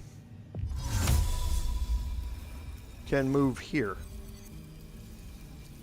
If it moves here, then that means that the king cannot move here, it cannot move here, and it cannot move here because those are all within 1 spot of the queen, and it can't take my queen because my knight would have it in check if it did. So this should put it in checkmate. Perfect. I always did like chess when I was a kid.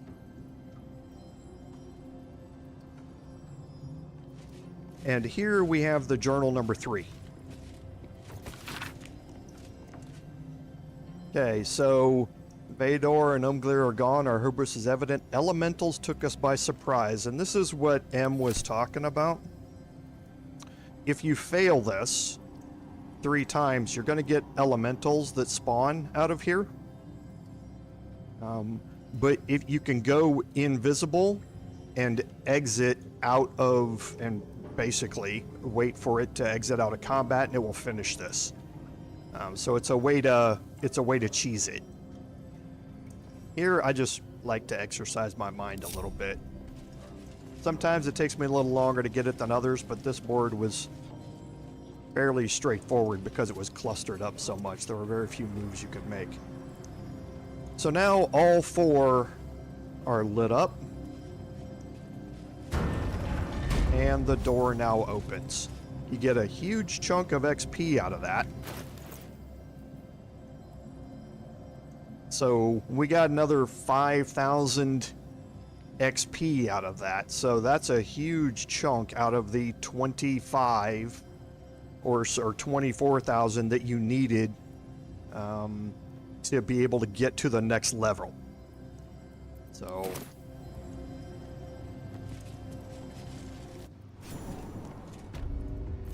now we're in the Dragon Sanctum here, and before I go in,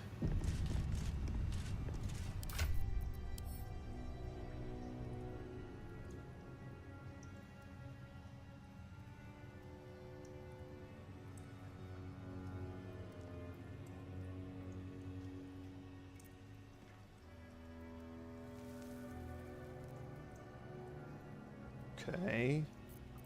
Oh, I don't have my spell book.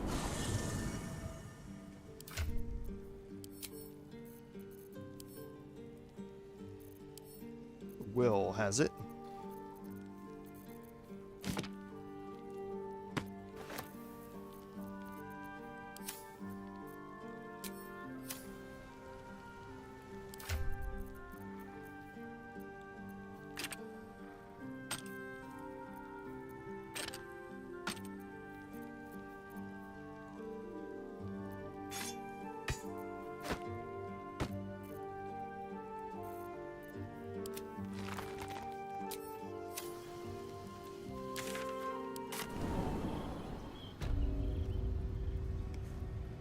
Okay, now let's see. Okay, I do.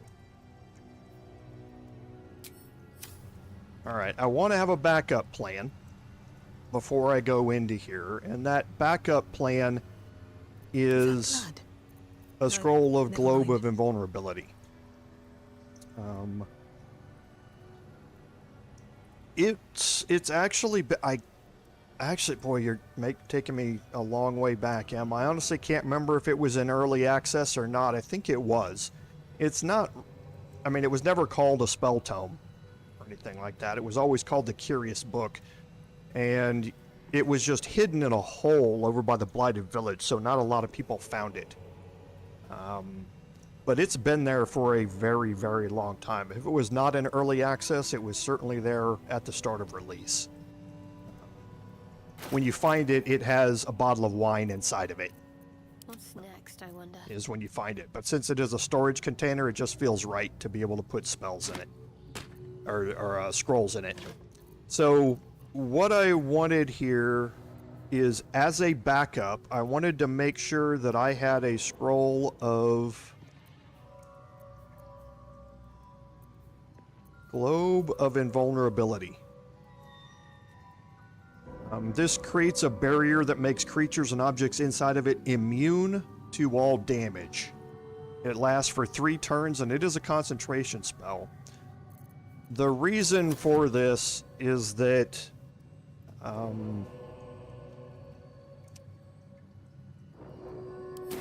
there's an attack here that we're going to learn about that basically destroys the entire map. It damages the entire map. And it can one-shot you while you're in here, and if I mess this up, I could have a party wipe. So I want to have that as a backup, just in case. With courage does the hero march, fettered by the taxing chains of fear.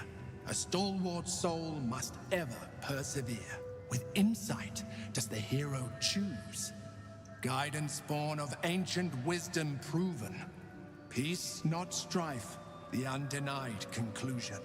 With justice does the hero rule. Lead not the guiltless lamb to bloody slaughter, nor cleanse the lion's sins in sacred water. With strategy does the hero scheme.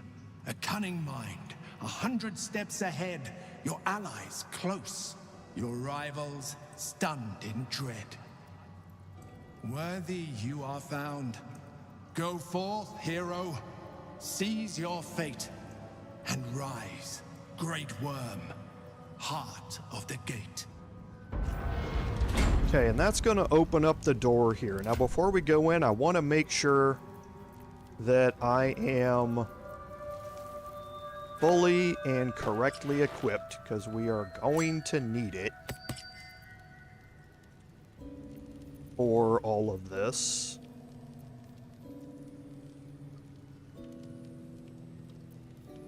And I'm actually going to remove Astarion.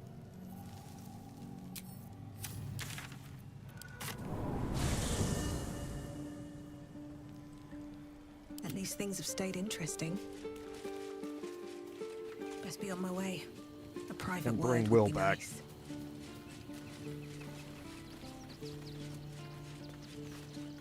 This place is astonishing. I'm up for the challenge. I like how you've...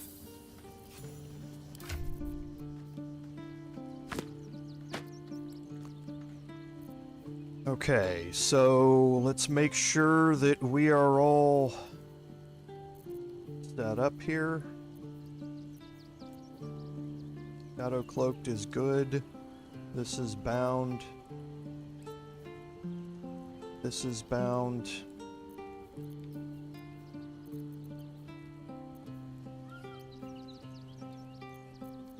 Okay, my helm. Yes. And we're actually going to change that out when we get in there, but... Okay.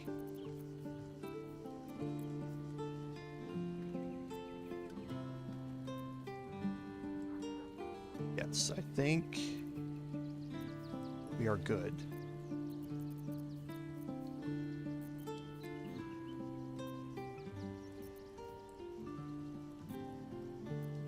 Okay.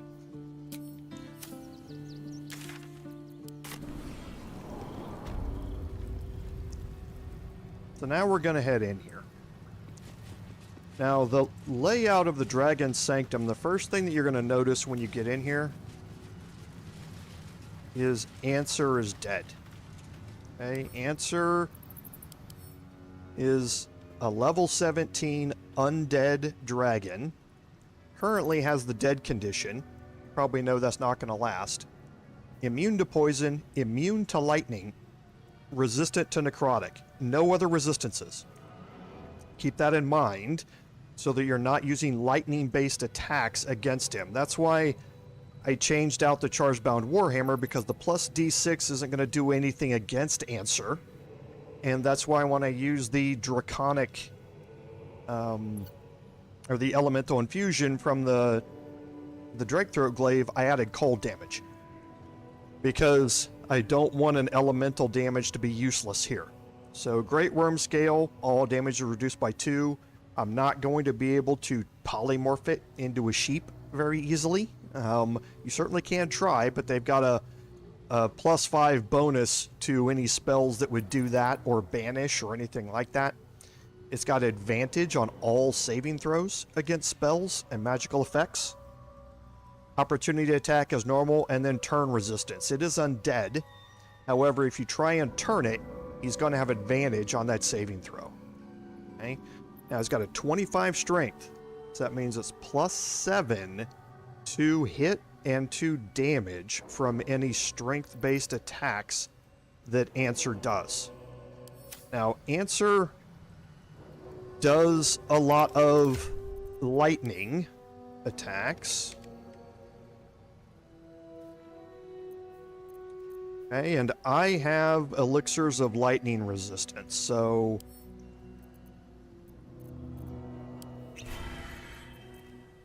these things have stayed interesting. hers is also going to be right in there.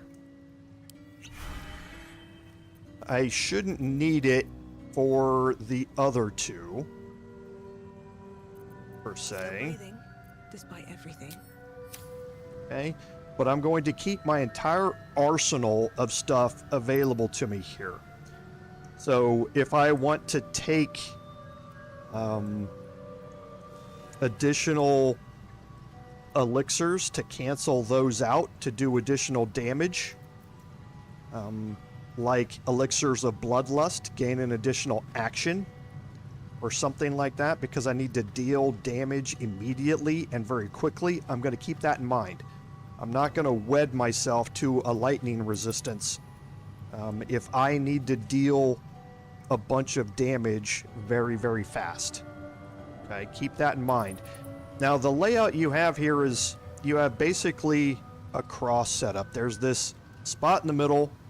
You have this area here, which has some of these crystals around it. You have another side spot over here, which again has some crystal barriers, and the exact same thing on the other side over here. However, to access this one, you have to be able to jump or fly. You have another location, and we're going to be careful not to click on Ansur.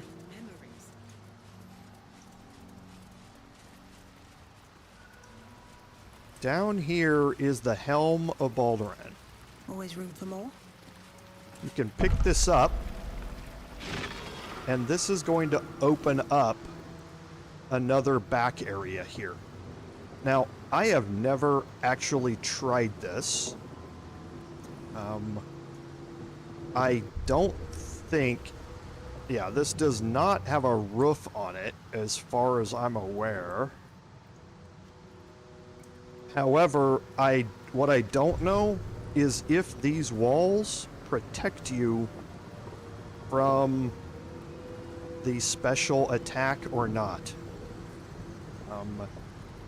I'm actually kind of anxious to find out. Actually. But the problem is if I don't, that's a long way to make it back here. be protected from it. So, for now, I think I'm going to fight this the normal way, and start back here on this side. And we're going to look at the Helm of Balduran here.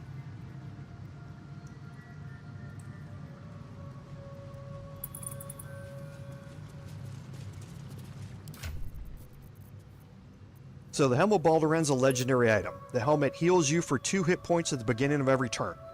Now, that's important because if you're wearing gear that procs on upon hit, you become resistant to something. Like on heal, you grant Blade Ward to somebody else and that sort of stuff through various different items that you might have. That can be very, very useful to have that. Balduran's favor, you gain a +1 bonus to armor class and saving throws. So it's just a flat up +1 bonus. You cannot be stunned.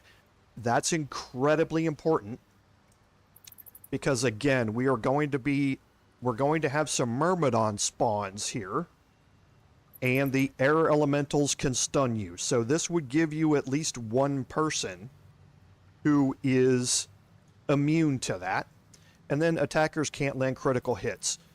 Now, what Kurz is getting out of the Dark Justiciar is a +1 bonus to saving throws against spells, which is nice and all. It's not going to be all that important here. And while obscured, the number you need to roll a crit is reduced by 1. That's nice, but that's the only piece of crit reduction gear he has. So we're going to take the Helm of Balduran and we're going to place it here. Now what that's going to do is make Kurz so that Kurz cannot be stunned if he gets hit by one of the Air Myrmidon's weapons. Okay. The second thing that we're going to do is I'm going to swap out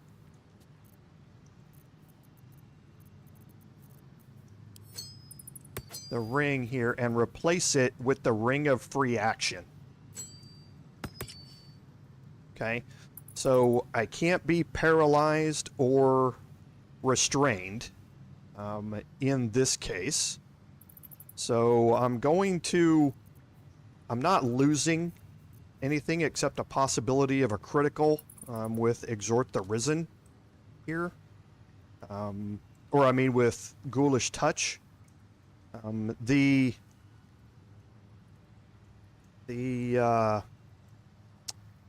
Ansur is not going to be able to be paralyzed with that, so it would only work against the Myrmidons anyway, and I want to try this out this way. So first I'm going to split the group and I'm going to have my Bard still alive and Kurz, so that's progress, both up here. Can't afford to stay idle. Onward. Ever onward. And Still I need alive, to do... So that's progress. Maybe I should... No. Good. Should mind my step. and I'm off. Okay. All right. And What now? nothing left but to do it. Okay. So we're going to have a cutscene here.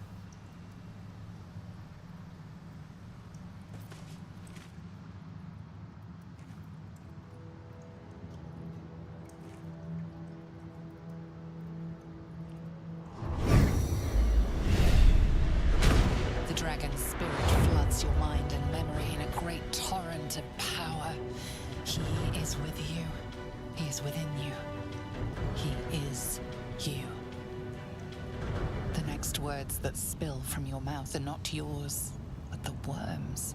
I am Ansur, heart of the gate, butchered in flesh, risen in spirit.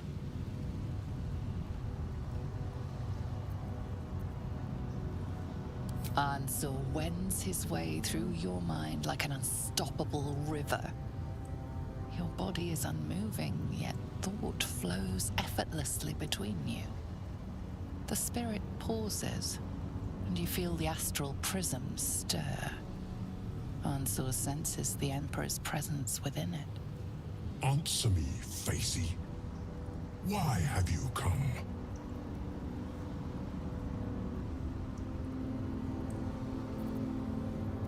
A deep sigh resonates within you. The torrent stills, only disturbed by the dragon's next words. Brack, my words aren't meant for you. They're meant for him. The Emperor stirs in the astral prison, then in you.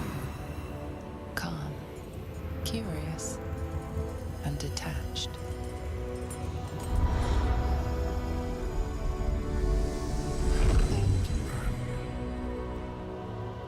Your presence has stirred me, as it ever did. I am awakened. Ansur, it's been too long.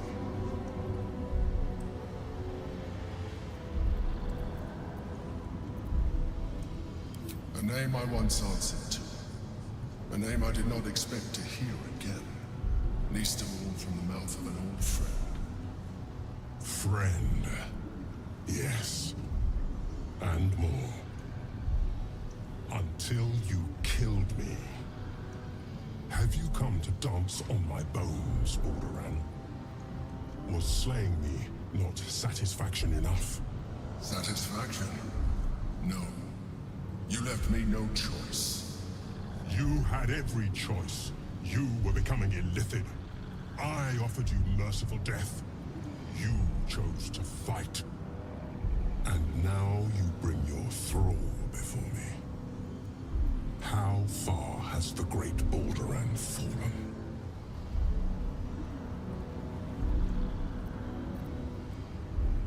Stillness.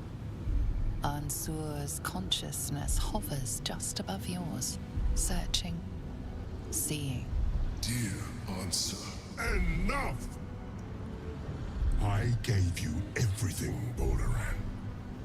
And you repaid me in slaughter. It is time I return the favor. Let my bones rise and the storms gather. Witness, Balduran. The final tempest has come. I am the heart of the gate. I am the one who roars. This time, you will not escape it.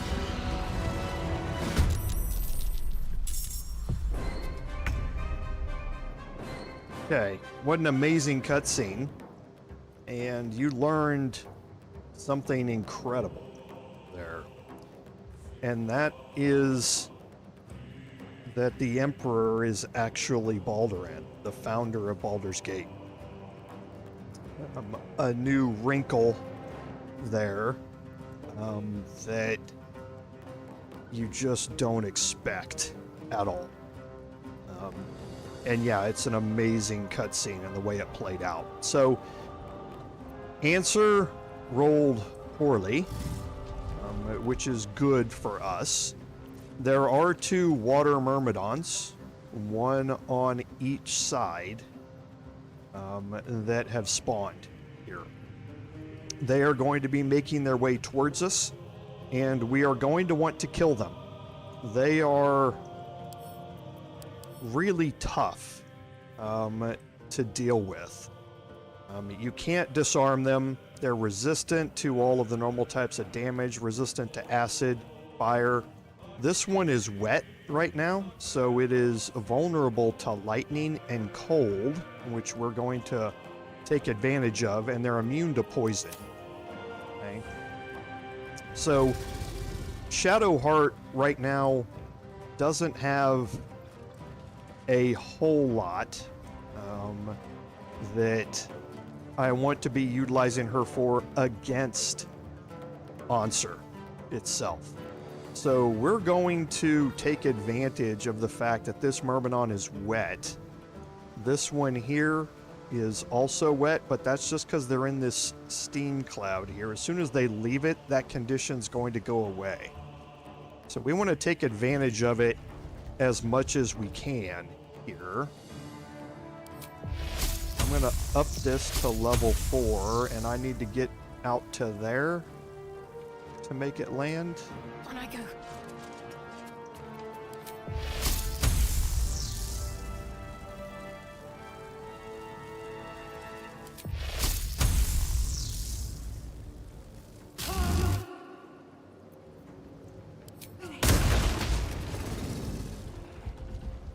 Okay, so that is why you want to take advantage of that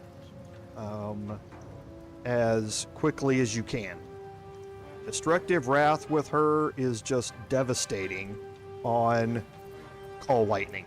It's just devastating. So I'm going to use the Maul here and cast it on top. Actually, I'm not, because he's going to Elemental Warp.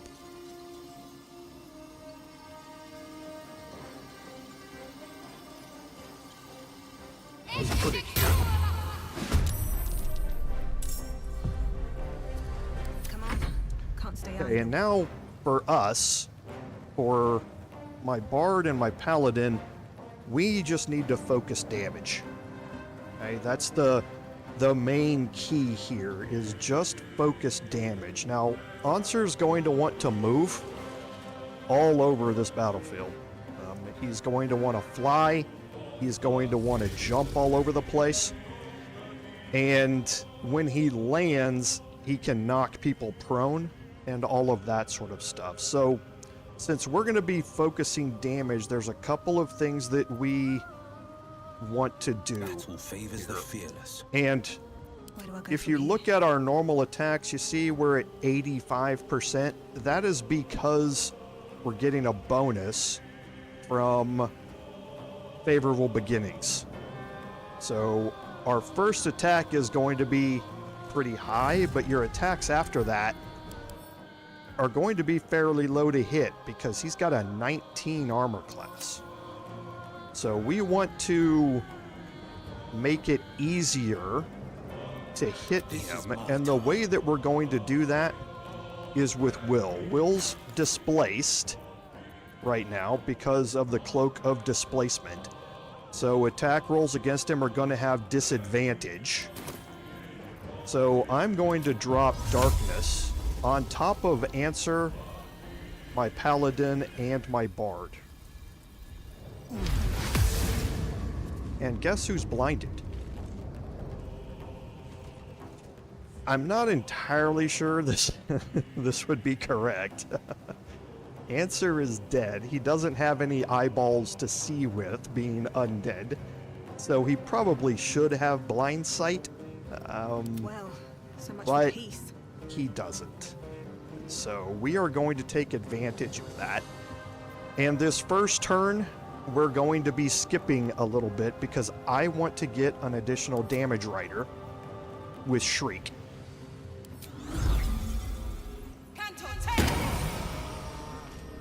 Okay. I also want to reapply Hex here. He's resistant to necrotic, but not immune to necrotic. So I am prepping this for my Paladin here. I'm hoping that Ansur stays here and fights me, but if he doesn't, then we're kind of in a bad situation with my, well, I guess the order is actually pretty good. So we'll wait and see what the Myrmidons do here now. And as for Wyll, I'm going to leave Darkness active and just leave him. Actually, I will Quicken, because why not?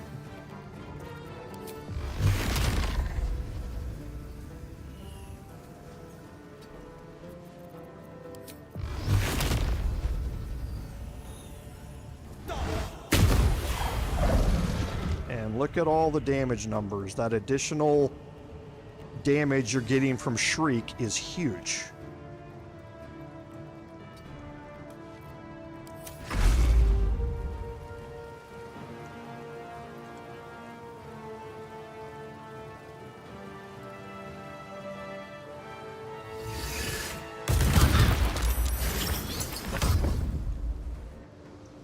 Okay, so he went right where I wanted him to go. There's going to be icicles again, probably on Wyll. And those are all misses. And because he's wearing the disintegrating Nightwalkers, he can't fall over on the ice. Okay, so now my Paladin just needs to drop the boom here. That's all he needs to do. So again, not resistant to radiant damage, so we're gonna throw on every possible bit of radiant damage that we can here. So let's go ahead and use my bonus action and this. I don't need Divine Sense. He's undead, so it would work, but I've already got advantage because he's blinded. So let's just throw in Inquisitor's Might here.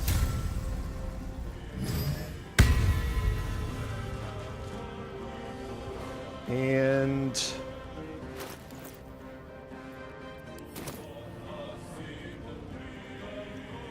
I don't like that I have to move over there, but it is what it is, I guess. No, I don't have to do that. Here we go. And let's see how much damage we can do. So he's at 342 health. May the gods take you first.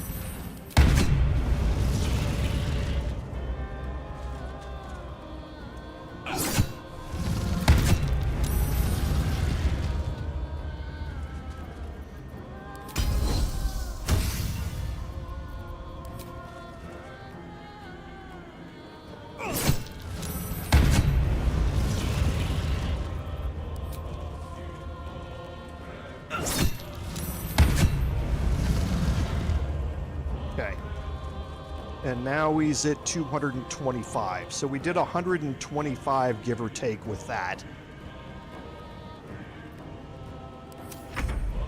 And now here, let's see if we can concussive smash him. Perfect. Got a daze in. And now Ansur's turn comes up.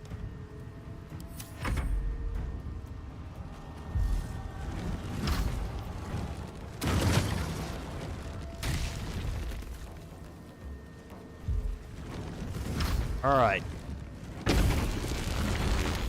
So we caused enough damage on that turn to send Ansur into his Nova Bomb attack.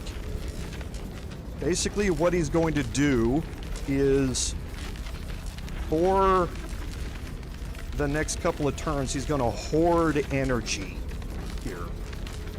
And then he's going to let it all out, and he's going to destroy everything on this map. Now, beside your characters, there's an icon here that says Ansur's Ire. This means if this icon is here, that means that Ansur can hit you with this Nova Blast that's going to happen. The only way to avoid getting hit by it is to take cover behind an object. And when you do, you'll know that you're in cover because the icon will disappear.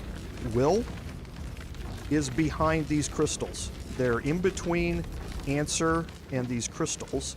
That's why Ansur will always come back to this spot here, is because the game is coded to know where his center is. So it knows what spots on this map are in cover and which are not. Okay? He will never gather power out here. He always teleports back to this spot in the middle to do it. So our goal now is to, first and foremost, get ourselves into cover. All right, and that's why fly is so useful here, is because you can get yourself into almost any cover that you want. We can't fly when we're in darkness. but that doesn't matter. Ansur is not going to do anything during this turn. He's not going to have reactions to attack you or anything like that, I don't believe. I think he's stuck in this mode. So as long as we can get attacks in and then still make it to cover, we're golden. Okay, so that's the first thing you want to do, is check and see if you can make attacks and still make it into cover. If you can't, then you need to dash using your action, or you need to Misty Step, or you need to fly or do something to get yourself into cover. Now here, we can make it into a couple of different covers. We can make it behind this one. We can make it behind this one. So we're fine to do attacks here on this turn, if we like, and I'm going to... This would be offsetting, yes. So... we're going to do a defensive flourish here.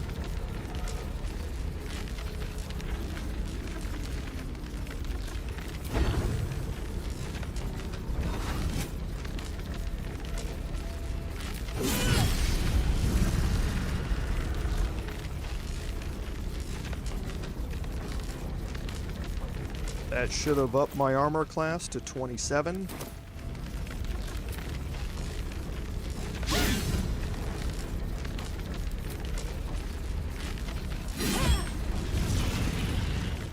Okay, and now I'm going to move away, because if I do, if I do take an opportunity attack, he's now got to beat a 27 armor class.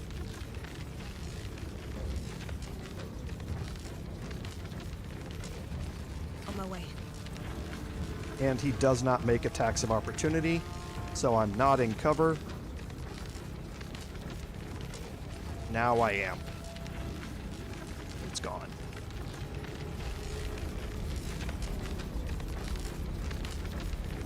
My faith will protect me. Okay, Shadowheart.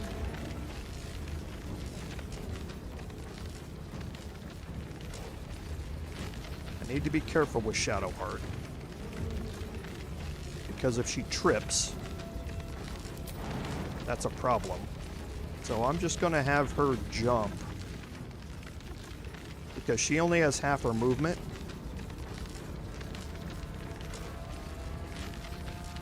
Let's actually see, let's go back. Still on my feet. Let's cancel this end turn.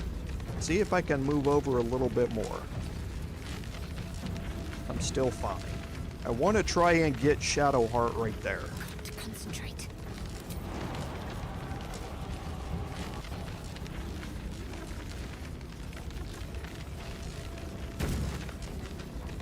And now Shadowheart is in cover as well.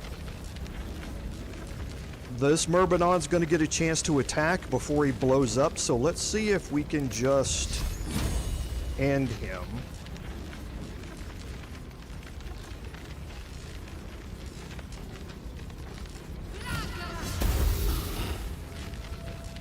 Oh, come on. Does he have 1 hit point? 3. Great. Survival is all that matters. And I don't have anything...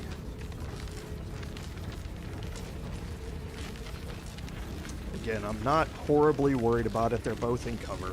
I just would have preferred to kill him.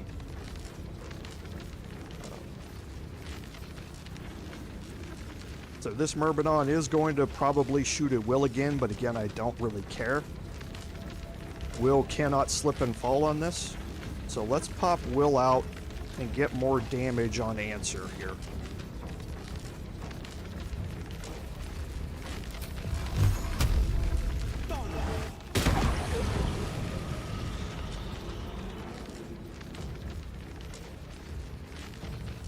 We're going to save, that's the last quicken he's going to be able to do. We're going to save that.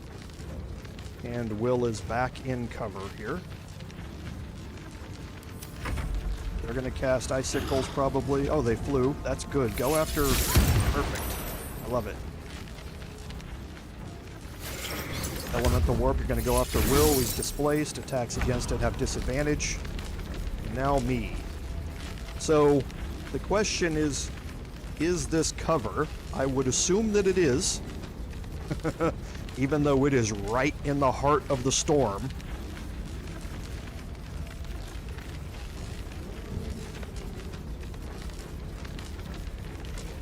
Well, I'd be taking a serious chance if I do this. I'm debating. I think this is cover. I think it is. So I'm going to make attacks against Ansur here.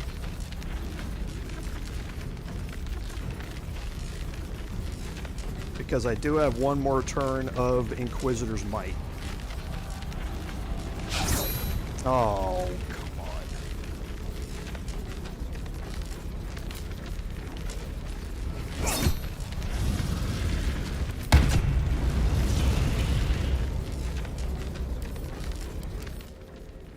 Oh, he's immune to...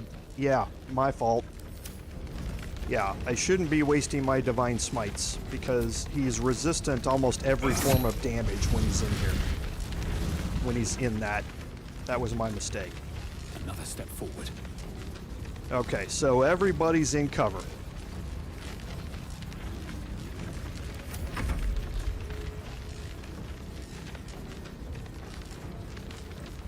Doesn't really matter.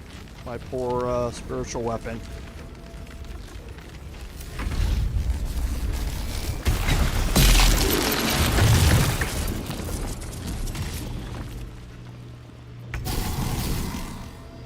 And now we start the second phase of this fight. So now you can see almost all the cover is gone. It's blown up. Okay? So there isn't a way to protect ourselves here from the next round of that attack. If he gets a chance to do it. Okay? So now you're in the time of trying to focus as much as you can on him, but again, that's why I have a backup here as well. Now, if I move out of here, am I going to take an attack of opportunity? I probably should from the Myrmidon. The other thing that you see is that he's going to spawn 5 lightning strikes. At the start of every turn, 5 of them are going to spawn, and they're going to, on their turn, land a call lightning in this spot. So you do not want to be sitting on those spots anymore. Okay, you want to make sure that you move away from them as quickly as you can. And my Bard has the higher armor class, so if there is an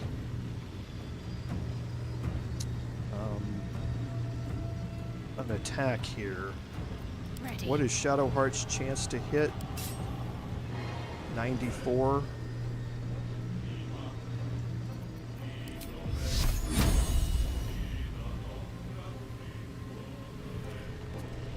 I just wish he would have died. But he was in cover, so he didn't take any damage like the other one did.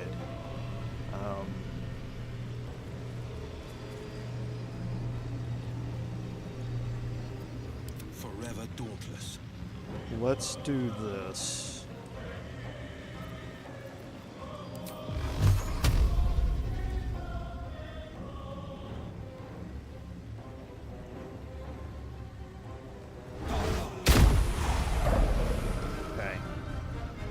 Now I'm going to move Wyll into the darkness here, but not in the lightning strike. Finding my way.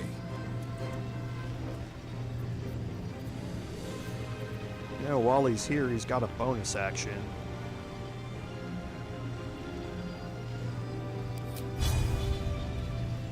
Oh, I can't get close enough? That's probably true. Can't afford to let up. Okay, so now for Shadowheart, again, I want to get into the darkness.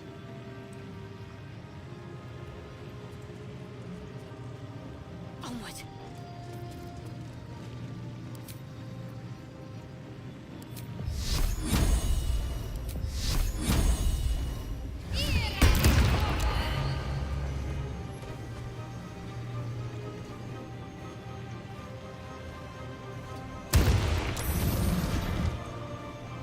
Okay, and she will bring out another spiritual weapon.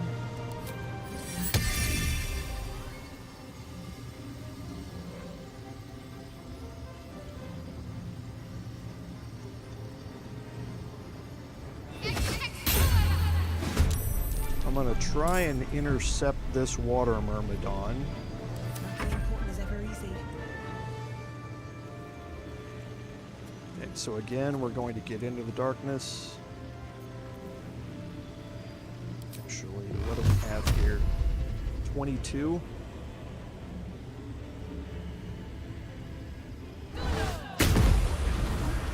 That was great.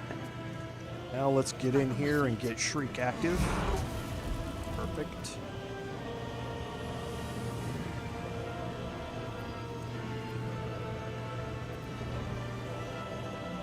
Survival is all that matters. Now let's get my paladin in here.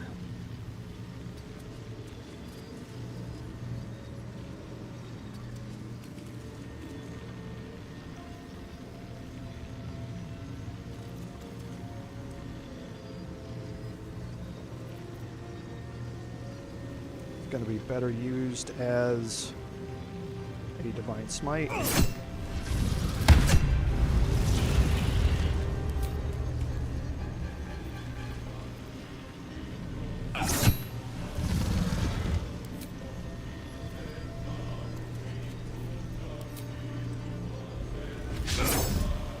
Just an 88%er. Okay, and now Ansur, more than likely, is going to do some sort of melee attack against somebody, and then he's going to fly and he's going to land right here and try and knock everybody down again. More than likely.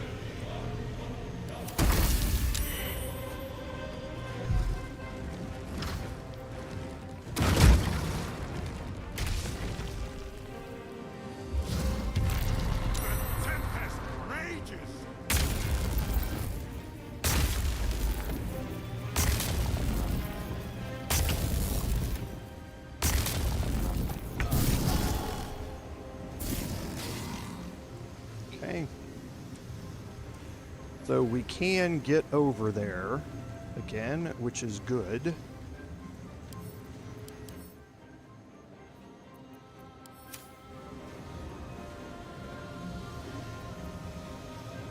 No holding back. So he's fearful. I had actually forgotten about that.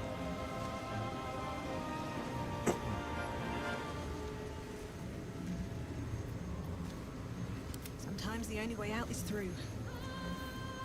Let's finish this. Yeah, I forgot about that.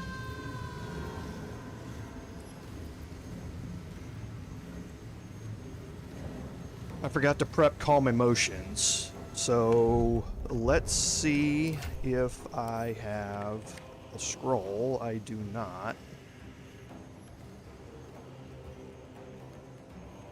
I do not. Mistake.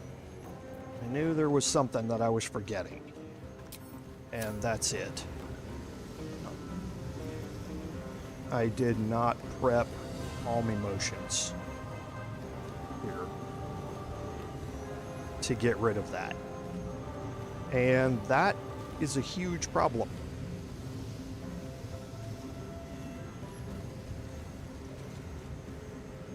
Let me think. Yeah, it's a huge problem.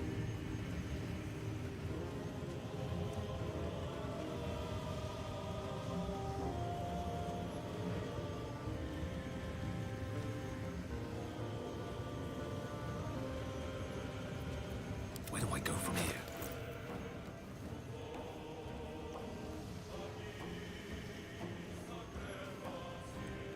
Well, I had advantage on that wisdom saving throw.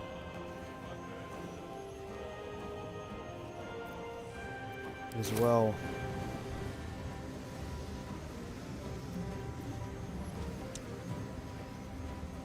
Nothing will Because stand the in my big way. problem with that isn't that they can't do damage. The problem is that if they're running away from Ansur, that means I can't control their movement. And if he goes into his Nova Bomb again, I can't move them into my backup plan. And that becomes a huge deal.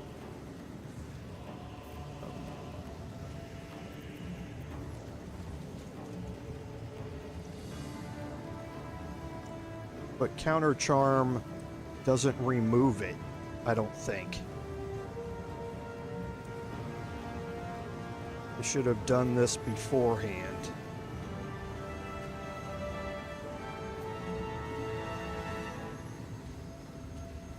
Oh yeah, because of Hero's Feast, right. Kurz and Wyll failed their saving throw against it because I brought them in after the fact. And Counter Charm would have worked, but it doesn't snap people out of it, I don't think.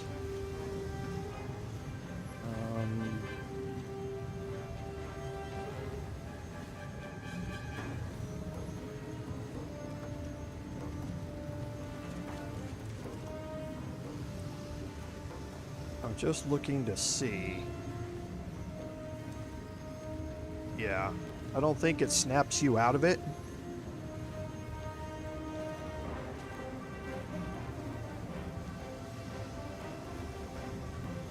Yeah.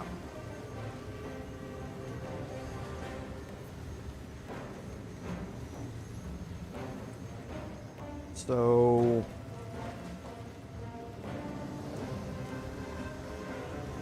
they get a wisdom save, but I don't know if they get it every turn.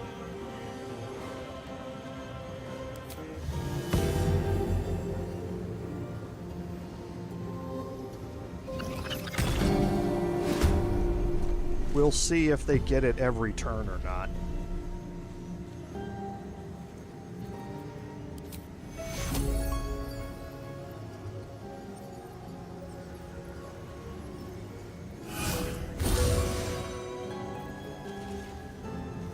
Talk to me.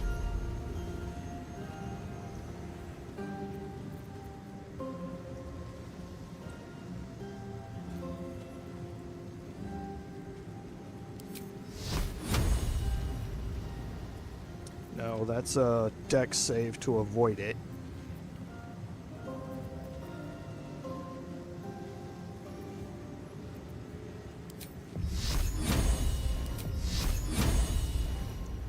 Yep. Now he's going to be incredibly hard to hit.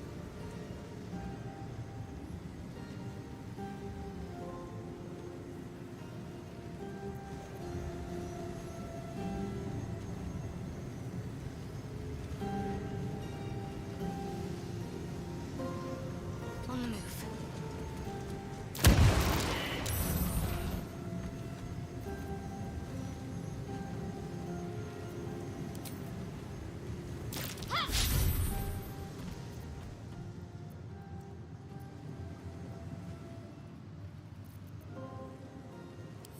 Victor's path.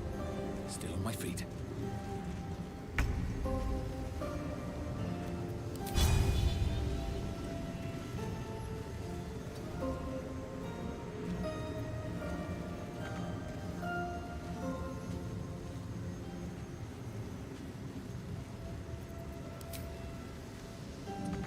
Move to the wrong spot there.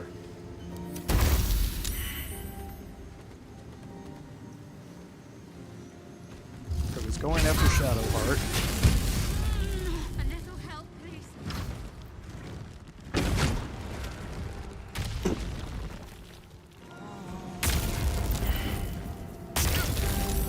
Oh, I wasn't inside that.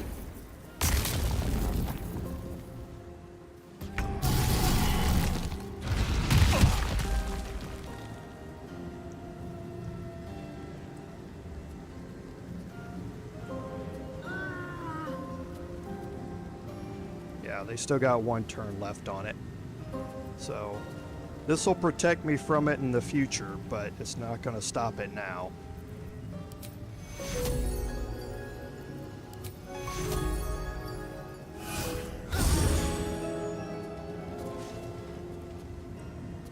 Need to act fast.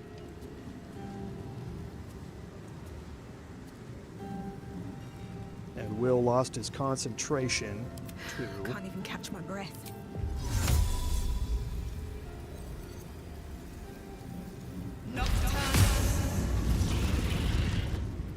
Let's end this. Heading there.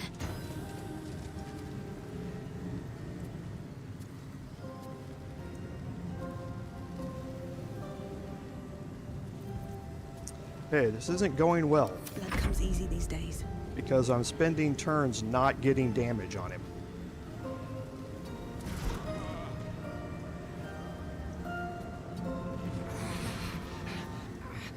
This is my time.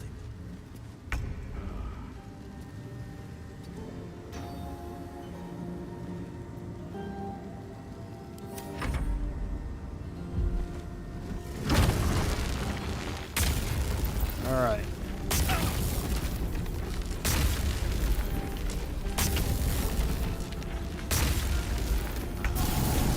So he's gathering power again.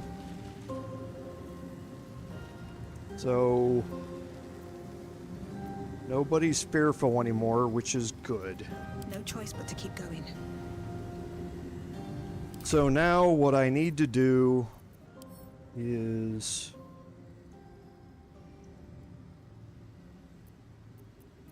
cast the Globe of Invulnerability.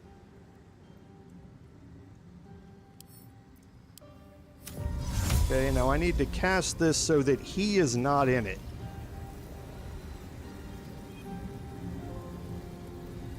And so that I can step out of it, get attacks on him, and then get back into it.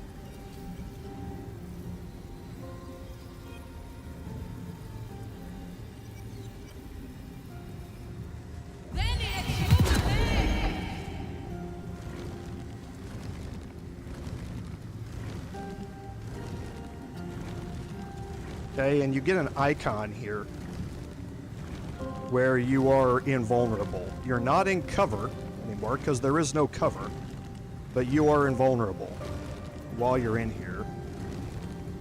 And I need to be very careful about what spells I use, if any, here, because I need to keep that concentration. So, cannot use Hex.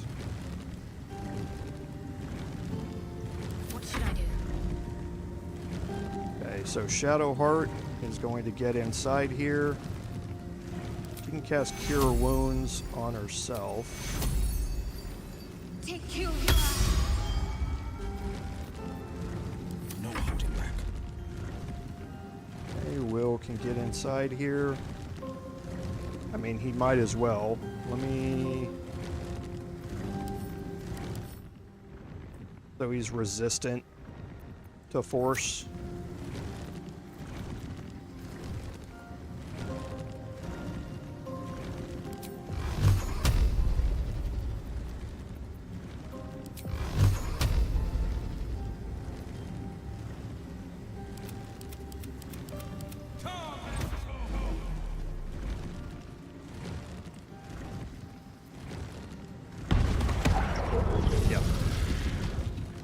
So we'll just get inside the globe here.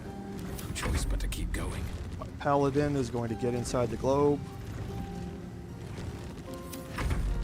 Sure, might as well save my spiritual weapon's already in it.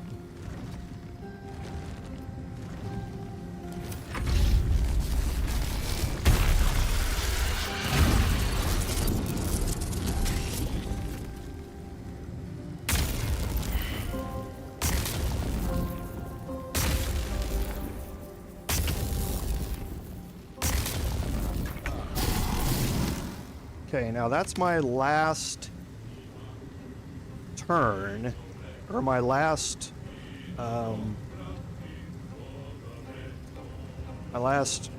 avenue here to avoid damage from that. If it happens again, I party wipe. So I need to really start making sure here that I am doing as much damage as I can. And that was a mistake. That was Shadowheart, not my bard. Jeez, I need to stop making mistakes. What now? Maybe it's not. Maybe I can do it this way instead.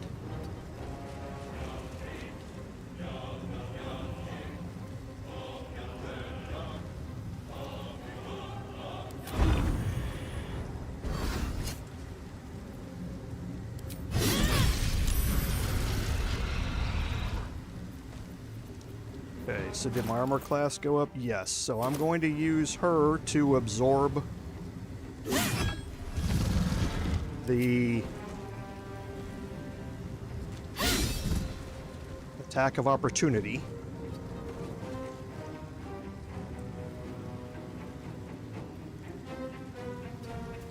Okay, he didn't even get to attack me because the globe was close enough that he wasn't able to do it. So I'm gonna move Shadowheart back in here.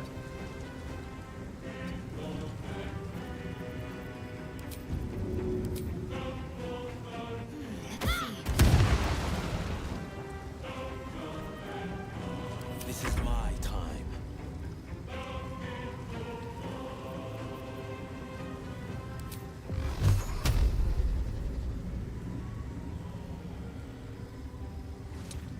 Where are we? 113.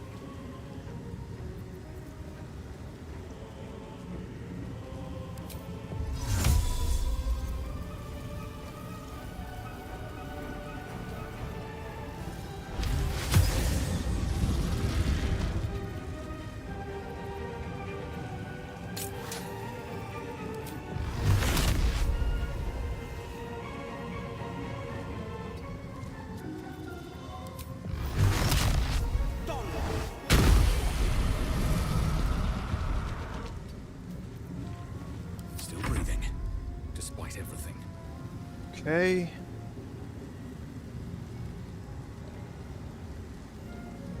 Fall by my hand.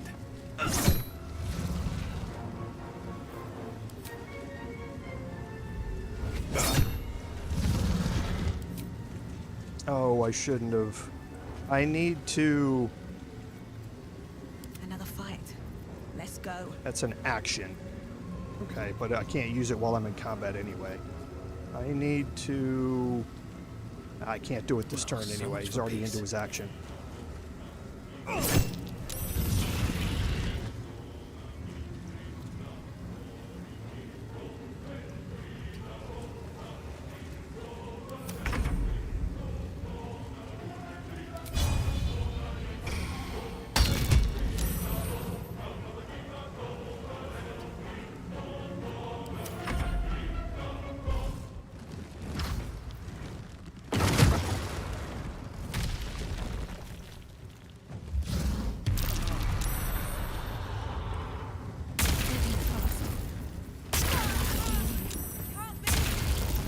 I don't get that.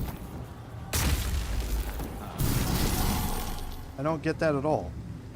How did half of my party get teleported out of the globe?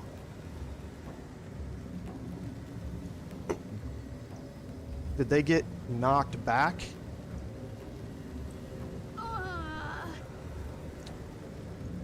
Possibly.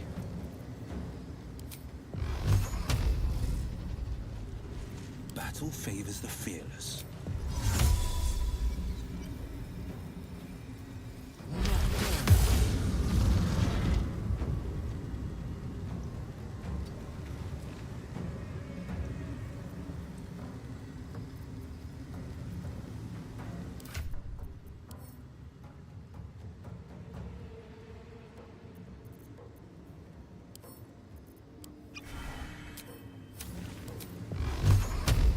We need to end this.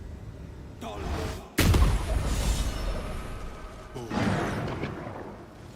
have you done?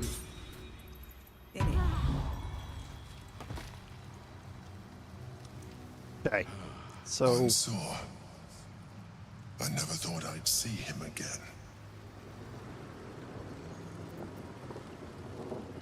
I was. Now, I am much, much more.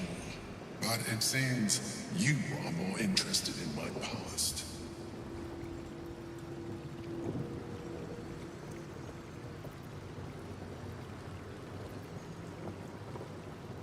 I killed Ansur out of necessity. For the crime of being a Lithid, he would have killed me first. It's like I always told you. I was just like you. An adventurer who yearned for greatness. And in mortal terms, I achieved it. As captain of the Wandering Eye, I acquired enough gold to found Baldur's Gate. I stayed for a while to watch my city grow. But it was not enough. I grew restless again.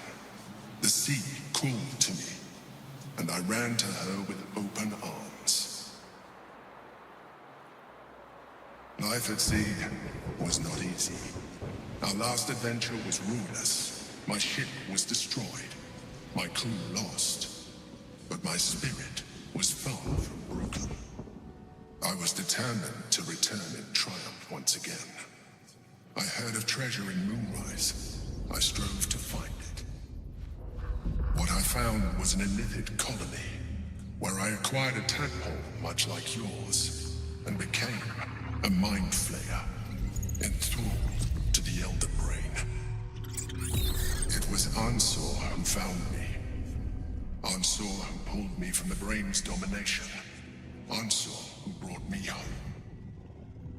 He sought to cure me of my sickness, called on every healer he could find, nearly broke his spirit in the attempt.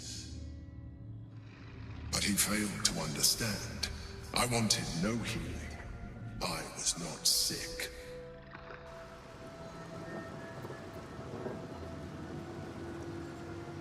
Even after he had exhausted all possibility of reversing my condition, he still clung to hope. I tried to convince him of my reality. I was on the cusp of greatness beyond my wildest dreams. But all he could see was a mind flayer. He came to me as I slept, a mercy killing in his mind. I saw the tears. I felt his grief. I had no choice but to kill him first. It was an act of self-preservation.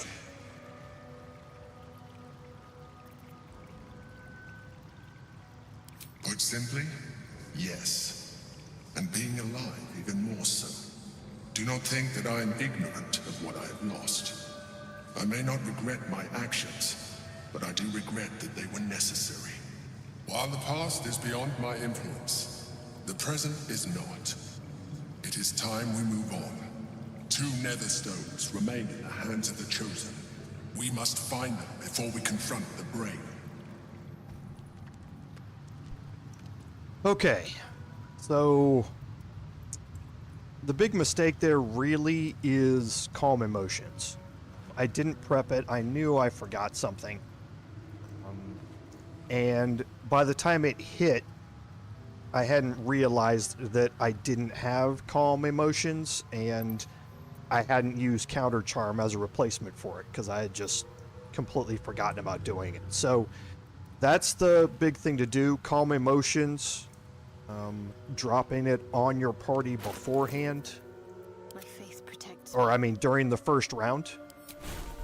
Because if you drop it beforehand, that cutscene, not everybody gets drawn into into the conversation, so the timer will keep running for people outside. But calm emotions you can drop on the first turn and try and maintain your concentration on it after that. Shadowheart has the resilient feat, so she would have advantage on Constitution saving throws, and that would have helped that quite a bit. So just keep that in mind. If you don't have calm emotions, then the Bard's counter charm can give you advantage on that. Calm emotions, just you can't be frightened at all, but at least counter charm would give you frightened or advantage on the saving throw. And then also make sure that you do Hero's Feast correctly, and you can't be frightened either. that way. I had just kind of taken some shortcuts and messed it up with bringing people into and out of my party, and that was a problem that I shouldn't have run into. So some tactical mistakes there on my part. That fight should not have been as hard as it was. What's inside? So the Myrmidons, dead. You're not going to find anything on their bodies, but you can search Ansur.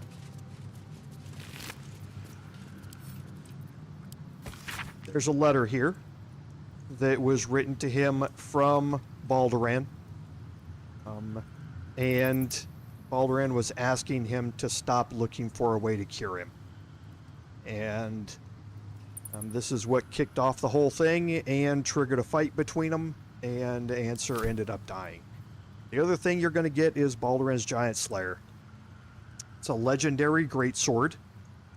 This has a couple of very interesting aspects to it. The first is, on a hit, double the damage from your strength modifier.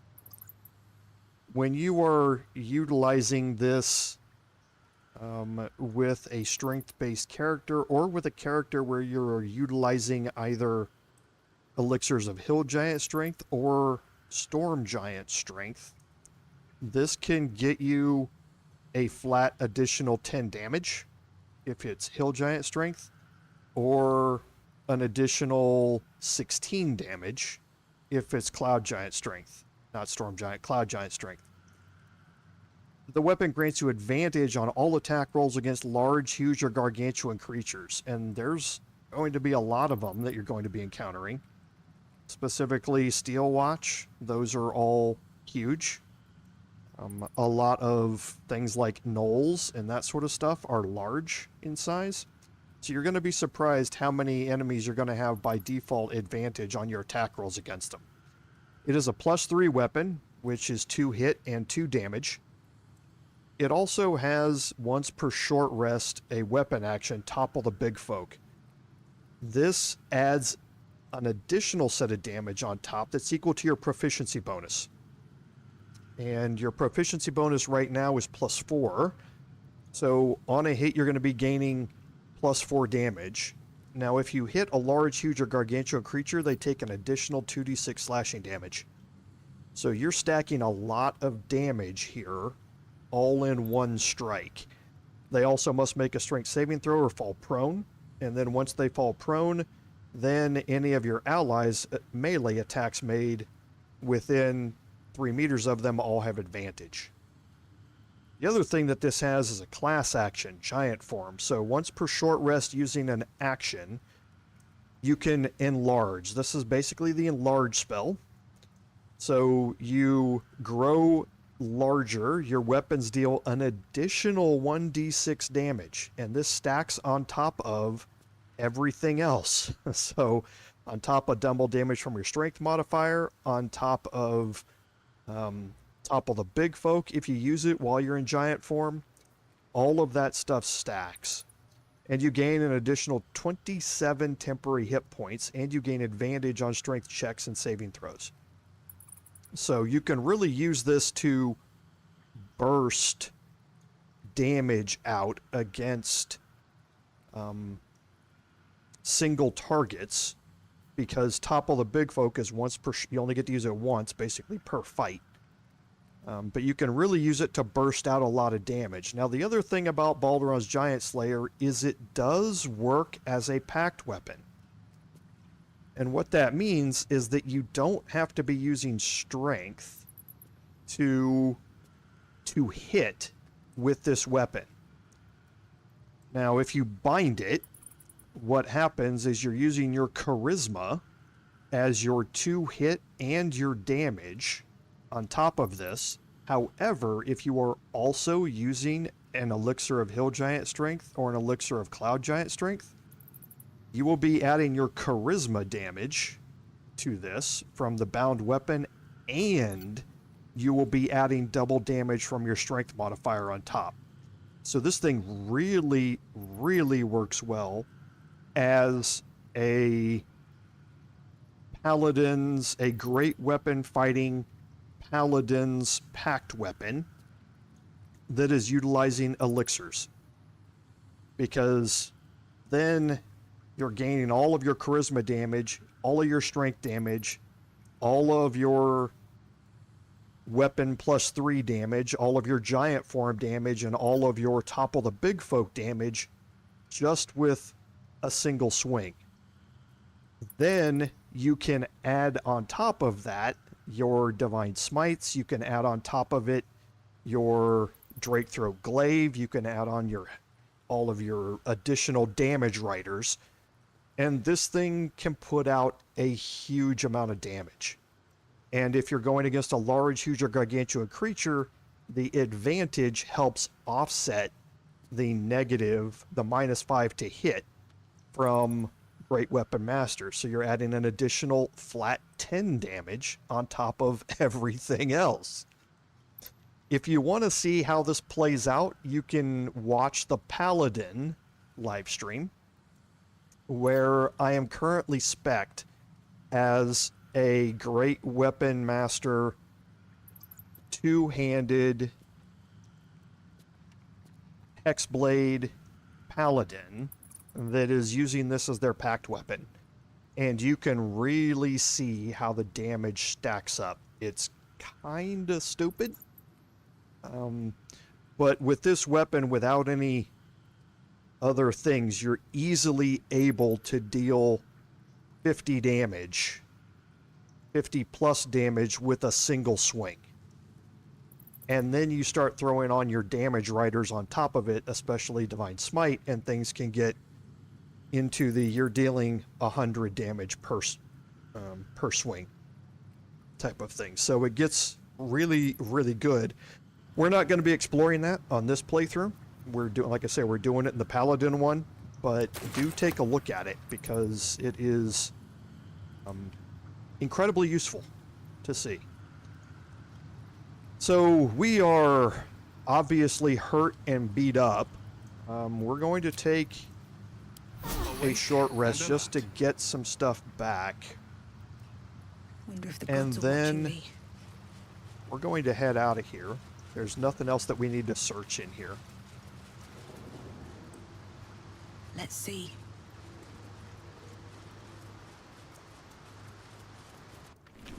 And I want to make sure, yes. So you're back in Wyrm's Rock Prison and you can't teleport out of here. So you can fast travel, however, from inside Ansur's lair. From inside here. So I'm going to teleport to the south span of Wyrm's Crossing.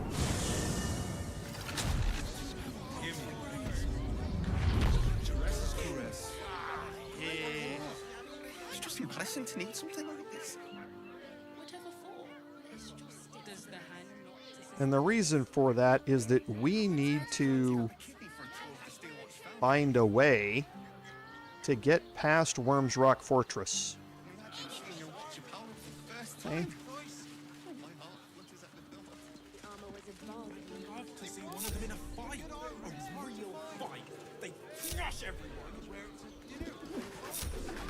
For that, we're going to take Wyll.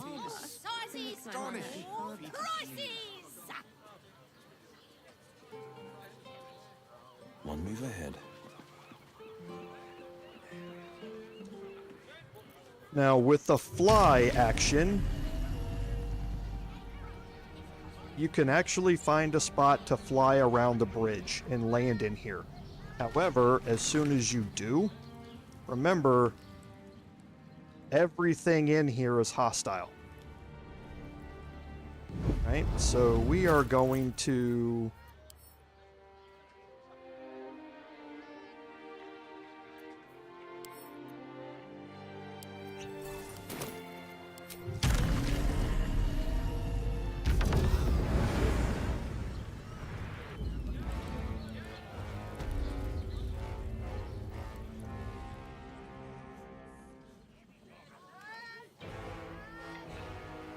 Take an invisibility potion. We're going to walk our way all the way through here.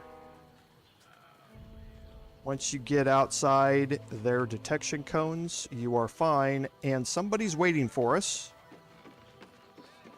And that's Mazora. Now, Mazora is normally waiting for us inside. She's normally waiting for us inside the antechamber to the throne room. And you talk to her about Wyll's father. Now that it's all hostile, she is out here. If it isn't little Wyll, straight to your handler, and I didn't even have to whistle. Mizora, I've had enough. You owe your life to me. Time to end the pact. Feeling cheeky, are we? Most unbecoming. Heard about your father. The Absolute's puppet. A damned travesty, if you ask me. He's upstairs in Wyrm's Rock, ordaining Gortash as Archduke. A splendid party, I hear. Perfect for crashing. Go on up. We'll talk after. Okay. So now we have the option to just go into the lower city.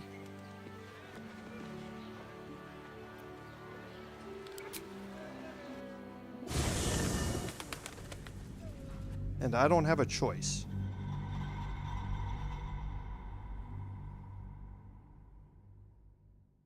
Now this is going to teleport. Or this is going to impact a couple of things inside Wyrm's Rock Fortress.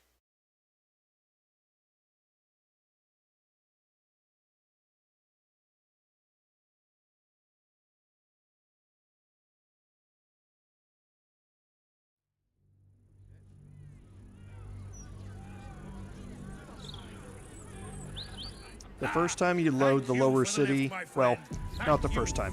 When you load the lower city, it's going to take a while to load. The lower city is the part of the game where Larian has spent a lot of time trying to optimize it, because the loading times and the frame rates on it were horrifically bad. So now we are here inside the lower city, and you can see it brought all of our party together with us at the same time. Right? Now, immediately upon entering the lower city, we completed the quest to help the Devilish Ox, and he's given us the Shapeshifter's Boon Ring. And this is going to be very, very important for us for the remainder of this playthrough. And we'll get more into that next week. Okay, so the first thing that I want to do is make sure that I have the waypoint discovered. And now I can make my way back and forth between the south span of Wyrm's Crossing and the Basilisk Gate here. Now, I can also just walk back out of the Basilisk Gate .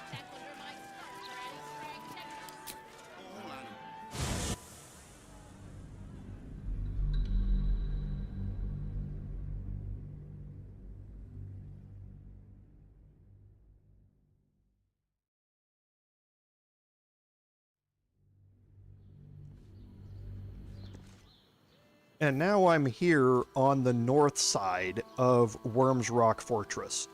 Now, here... Breathe quiet. Move with care.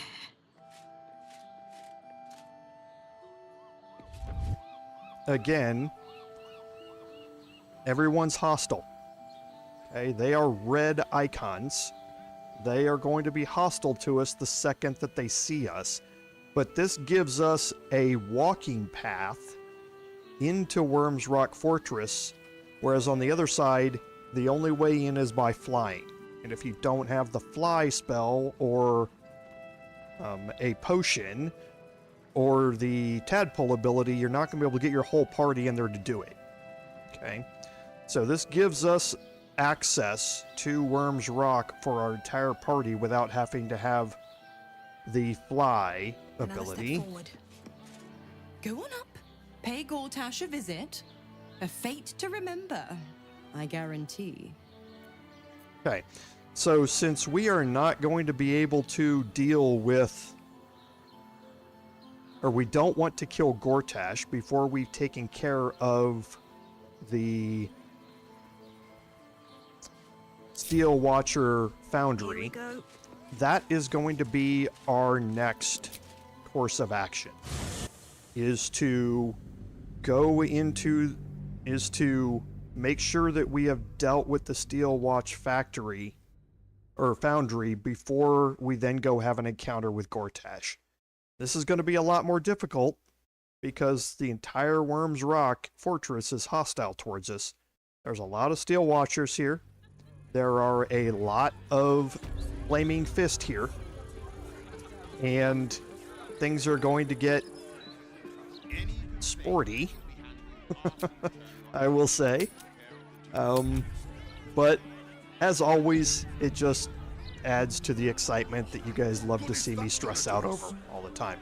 So we're going to be approaching the lower city a little differently this time than what's happening in the Paladin live stream. Just as a heads up, we are still going to get our boons from the temple here, and we're going to do that simply because of the added saving throw bonuses that we're going to want while we're dealing with the main thing that we're going to try to do here, because the main thing that we're going to be trying to do is to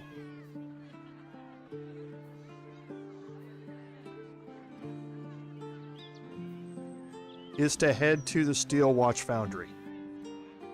That is going to be one of our main goals here, is to get there so that we can deal with this, and then we can go back and deal with Gortash in Wyrm's Rock.